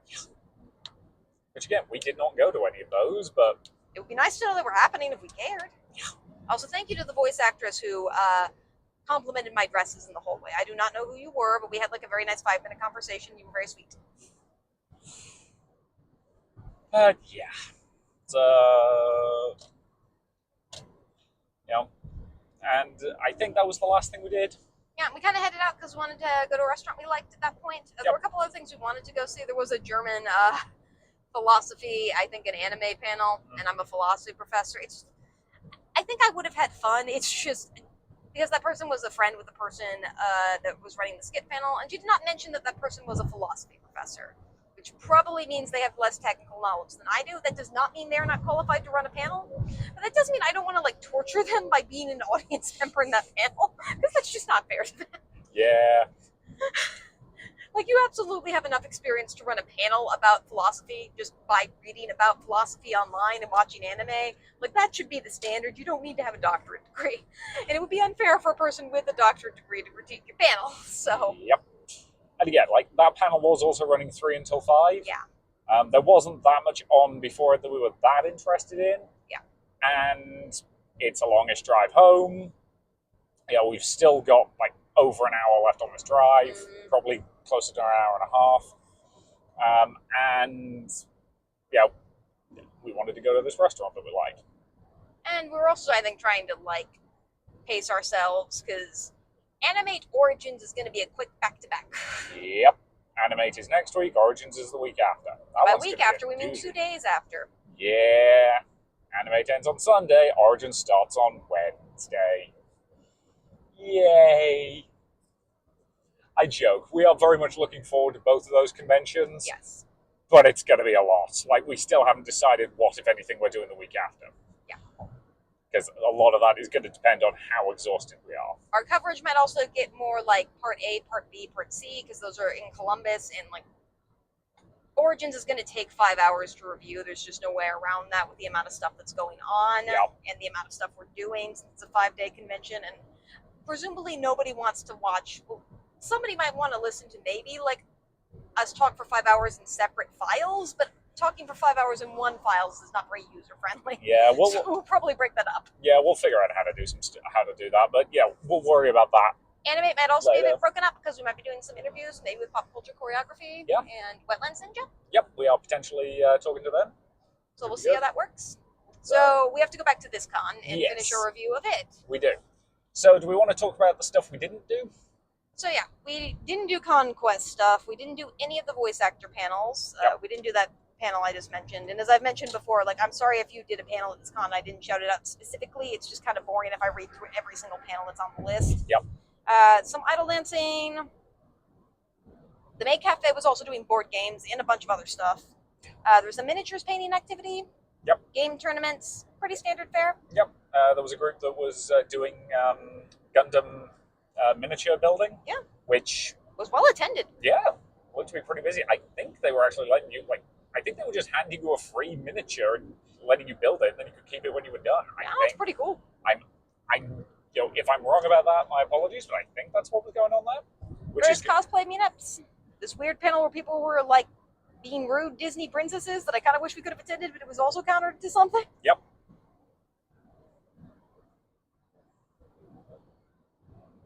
I mean, the hilarious thing was, given that a lot of people kept mistaking your blue dress yesterday for a Cinderella outfit, they might have assumed you were part of that panel. A couple panels about how to panel, YouTube Q&As, various stuff. So yeah, pretty standard fare. Just again, a bit disorganized. Yeah. And we want to emphasize the con itself was disorganized. Pretty much everything, like the maid cafe, was incredibly organized. Oh yeah, they were well run. Like you did have to like quote unquote buy tickets for each individual event, but they freely admitted that was mostly the track numbers. Like the cost of each event was $0. Yeah. And they were popular. There were some times where the room was full. And again, they were doing a good job.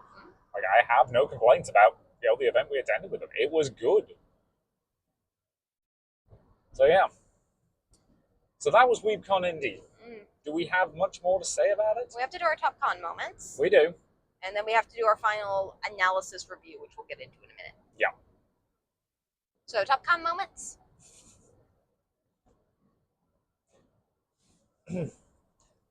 It's a multifunction organ. I'm not going to explain that in any more detail. Since that was technically 2 separate nights. I mean, if you want to list something from your time on stage for that one. I'm going to turn them into cherubs. That does technically involve killing them, but then the orphan's problem solved. Yep. There you go. Yeah, I would genuinely strongly recommend you look up the video of that if you want to see us getting a lot more unhinged than we do on this podcast. Yeah. Like, I'm not going to lie, if I can find it on YouTube, I might just put a link to it in the notes. But we'll worry about that later. But yeah, honestly, just like having conversations with people after that, with people who just liked us and thought we were funny and just fun to talk to. Like, again, I love making those personal connections at these kind of conventions. And it is one of the advantages of a smaller convention is you can make those connections. Like, Colossal Con connections. Every week she's going to make a con pun. But, like, Colossal Con last week... It's almost like a cacophony of con puns. You've been practicing that one. So, like, last week at Colossal Con, we couldn't really make that many personal connections. Some people thought we were cool and, like, said, like, since we were in the in-character contest and people saw us on stage, we did get compliments about that all weekend, which was nice. Did. But that's not the same as, like, one-on-one connections. Yeah. Also, just heads up, there's a bit of dodgy traffic up ahead. If it gets too bad, we will turn off the podcast and then turn it back on. Yeah, if I need to, like, deal with some nonsense. But it looks like it's not going to require a lot of concentration. Yeah, my guess is this is 3 lanes of traffic coming down to 2, and it's being slow about it. But yeah. So yeah, your next moment? You're going to talk more about the con actions? Oh yeah. But yeah, like, it was really nice just having those people come up to us and, like, tell us that they had fun watching us, and, like, pointing back some of the really awful things I said on stage. Well, that you said on stage. Like, again, heck, there was a moment today when we were walking up the stairs, kind of heading out of the convention space. Oh yeah, we didn't talk about outfits for today. Yeah, I'm wearing a new dress I got from Ava Gowns, which is my favorite dress company. I haven't really decided on a costume from it, or a, like, thing. I think we just did Mr. Popper's Penguins, because that's like a very fairly Victorian text, not the movie with Jim Carrey, I think, or whatever it is, the book. So I just brought a bunch of penguin plushies, and if anyone asked, I was just going to say we're from Mr. Popper's Penguins, but no one asked today, so that's good. But again, like, it's a pretty purple dress that, ball gowns well, you had fun with it. But it did mean that we ended up, like, you got changed on the way out. We basically just went to a quiet bathroom. And keep in mind, at this point, I'm in just normal clothes. I am still wearing a wig, but I'm just in, well, normal for me clothes. Yeah. Just still kind of elaborate, but normal. Yeah. And somebody recognized you and was just like, please don't murder any more babies. And that just made me laugh, because that was an event that was like 2 days ago. So, like, we're memorable. Yeah. And it's nice to know that people enjoyed the stuff. Yeah, or when we were in the fossil panel, because it was with people we were talking to the night before, they came up and sat with us. Yeah. Well, at first they moved chairs around. I'm like, I'm just going to slide down the road. Yeah, so it's easier for them to sit there, yeah. I have a similar cosplay connection, because one thing that's very fun about being in a giant ball gown at a con like this is kids. And I got a lot of great child reactions this weekend, but my absolute favorite was a little girl. I was in a blue ball gown, so she thought I was Cinderella, and I'm not going to correct a 4-year-old. And when we were like getting in line for the main cosplay competition, she just stared right up at me and in the sweetest voice just said princess, and my heart broke into 1,000 pieces. So yeah. When you hit kids when you're in a costume, and for kids that costume is just proof that magic is real, it just is. Oh my god, it's such an awesome moment. It is. And then moment number 3.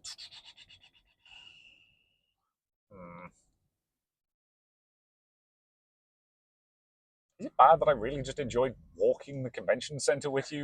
Like, that wasn't even part of this con, technically. That was just us walking around an empty convention center, just like exploring the space and figuring stuff out. Like, for whatever reason, I had fun with that. That's kind of a cop-out answer. Yeah, it is. Deal with it. I'm trying to think. This is the problem. It's just every panel we went to was really great. So it might just be, I really did like the Maid Cafe. It made me wanted to go to the Maid Cafe. So I think I'm going to tie that one with Speed Friending. Both of those were fairly well-run events, but the thing about both of them is they made me want to do more of those events. Like the Maid Cafe made me wanted to go to, maybe not like sit down Maid Cafe because I can't eat food as established on this podcast. Yep. But if Maid Cafe was doing like a dungeon event or something like that, I probably would go to that again, particularly with that groups of Maid. Similarly with Speed Friending, like I want to do more Speed Friending now. It was a lot of fun. Yeah. And again, we should clarify, you can eat some specific things, which is one of the reasons we went to this specific restaurant. Yeah, it's just my stomach, it's varied when it decides it likes stuff, and you don't really want to risk that, especially at a con. So now it is time for our overall evaluation. Yes, and just in case anybody's not listened to any of the other episodes of this podcast, we tend to break it down into a simple question. Would we come back to this con? Which, keep in mind, is a personal question. Yes. Because obviously a con that's in Columbus for us, which is an hour away, is a lot less big of an ask of us than a con that's in Indianapolis, which is 3.5 hours. 3.5 hours. Although a fairly simple drive. Yeah. Like, it's an easy drive, but it's long enough that if we're doing it, we do need to get an Airbnb or a hotel or whatever, which is an additional expense. Yeah. Like, Gen Con, we've discussed this, is going to end up being probably the most expensive con we do this year because we need overnight accommodation, the event itself is expensive, and a bunch of other factors. Whereas Origins, similar size of event in terms of like, price and days, but we don't have to get an Airbnb for that because we can just drive back and forth from our house, which means it's a much easier thing to do. Yeah. So in this particular context, I'm not sure I would. Yeah. Come back to this one. This is the thing, is like, if I saw any of those panelists at a different con, I would definitely go to their panels. Yes. Like, I want to go to more of like Quest Bros panels, and I want to go more to, what's the name of the Maid Cafe again? Made to be. Made to be. Like, if I saw them on a schedule, I would definitely want to check them out. They were pretty cool. Yeah. But at the same time, this is a long drive, and, once you unless you find an Airbnb that's not up to code and is stupid cheap, the price on this one racks up in ways that I'm not 100% comfortable paying for the experience we had. And it is one of those things where, like, I do tend to like, corporate cons have their place. I do think if you're getting into big con numbers, like 20 or 30,000 people, you need to be paying people for the work they're doing to organize events that are that big. Yeah. And that ultimately, I do think, winds up working a little bit better with a corporate structure. And I do think that those cons are important to have. They shouldn't be the only cons that are important to have. But that said, cons like this one, Animate, which we're going to next weekend, was like this a couple years ago. It was its first year in Columbus, and this is its first year here. Cons that tend to be expansion cons, which Animate is also, it expanded into a new city, which was Columbus. Yep. They tend to, their first year, have lower numbers. This had lower numbers. And the thing about cons with big budgets with low numbers is that that is the best and most ideal circumstance for organization. Yes. Because if you have few people and a lot of space, it's hard to mess it up. And like yet, it actively is. Yeah, and yet they did. Yeah. Quite a lot. Yeah.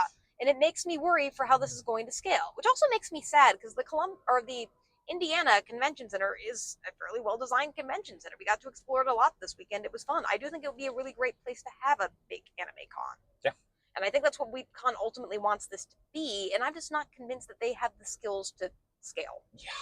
And I'm very interested to see, given that they are apparently a 20,000 person con who didn't give out any awards, not even like a certificate of paper to people who competed in their cosplay competition, how like a 20,000 person con is run.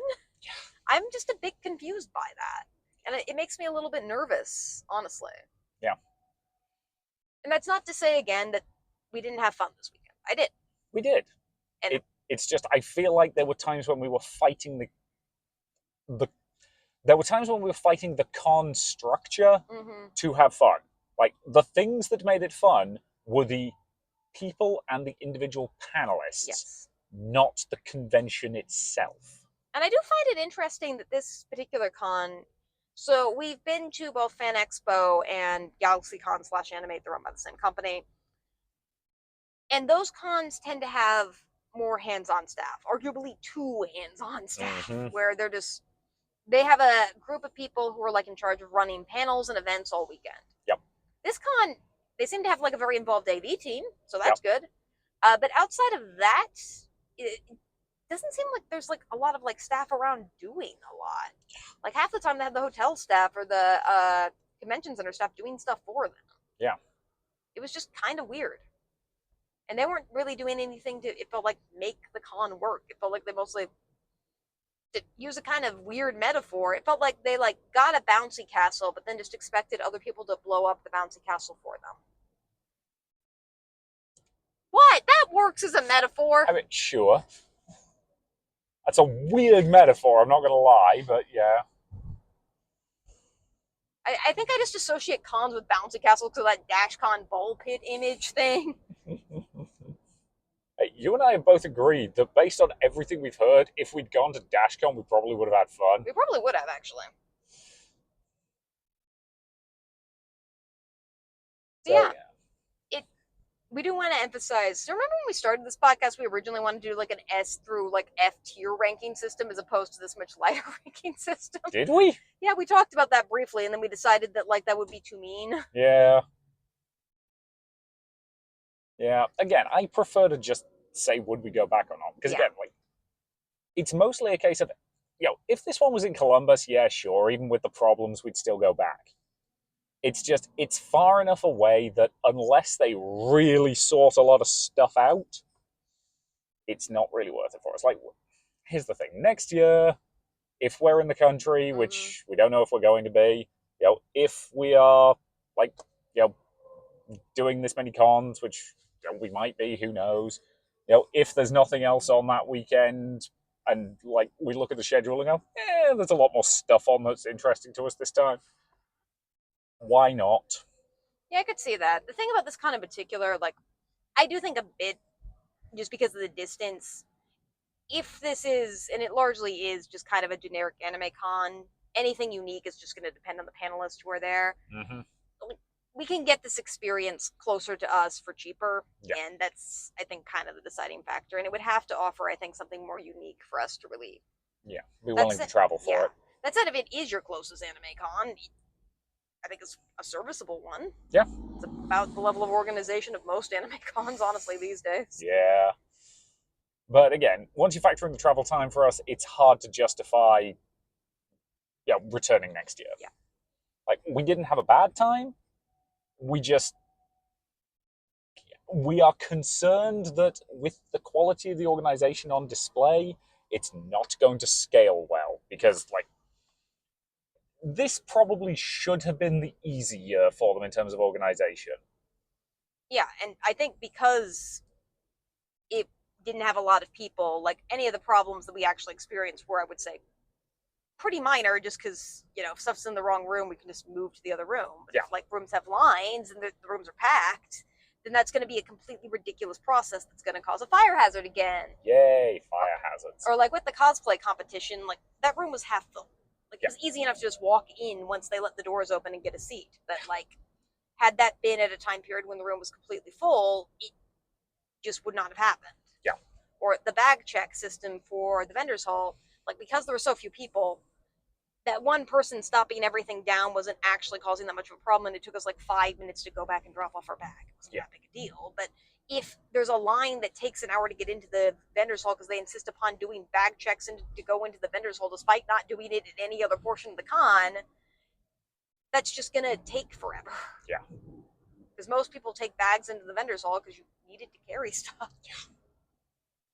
So yeah, again, Weebcon Indy. Not a bad con, but not really worth the drive. So yeah, check out Made to Be. Made to Be. Check out Quest Pros. Yep. Check out any of these panelists. Yep. They're pretty damn awesome. Yeah, we had a lot of fun. Just the con itself, I just wish. I also, just because all these panels were so awesome, I really wish the con had done a better job supporting them. Yeah. Because they had to do a lot of work to get their panels to work. Yeah. And they shouldn't have had to do that much work. No. Again, the entire point is supposed to be the con does that kind of stuff so that they don't have to. And they just weren't getting the support they needed, and that kind of sucked. Like, they made it work in spite of that, and that is a testament to them, but it bothers me that that it was necessary for them to do that. So, that was WeebCon Indiana. And I next think it's just week, called Weebcon Indy, technically. Yeah, Sorry, I ruined the outro. that's fine. Well, I didn't ruin the intro, so I had to ruin the outro. Okay. Let's be honest, our outros are always a mess. Yeah, well, you ruin them most of the time. This is true. Well, you ruin the intros most of the time, so I ruin the outros most of the time. That's called a fair division of labor, honey. That's what men think a fair division of labor is. Okay, so next week we will be doing Animate Columbus. And yeah, should be interesting. We'll see how it goes. So yeah, we may have guests on for that one. We'll try to coordinate that. Yep. Very, very likely we'll be having a guest for Origins. Yep. So this might be the last normal episode of the podcast for like a couple of weeks. He says normal as though like 15 episodes is enough to establish that. Sorry, this is only episode 14. I shouldn't get ahead of myself. We weren't murdered, though. Yet. So we'll see you next week-ish for that. Yep. And hopefully you'll all have a lovely week. Bye. Bye all.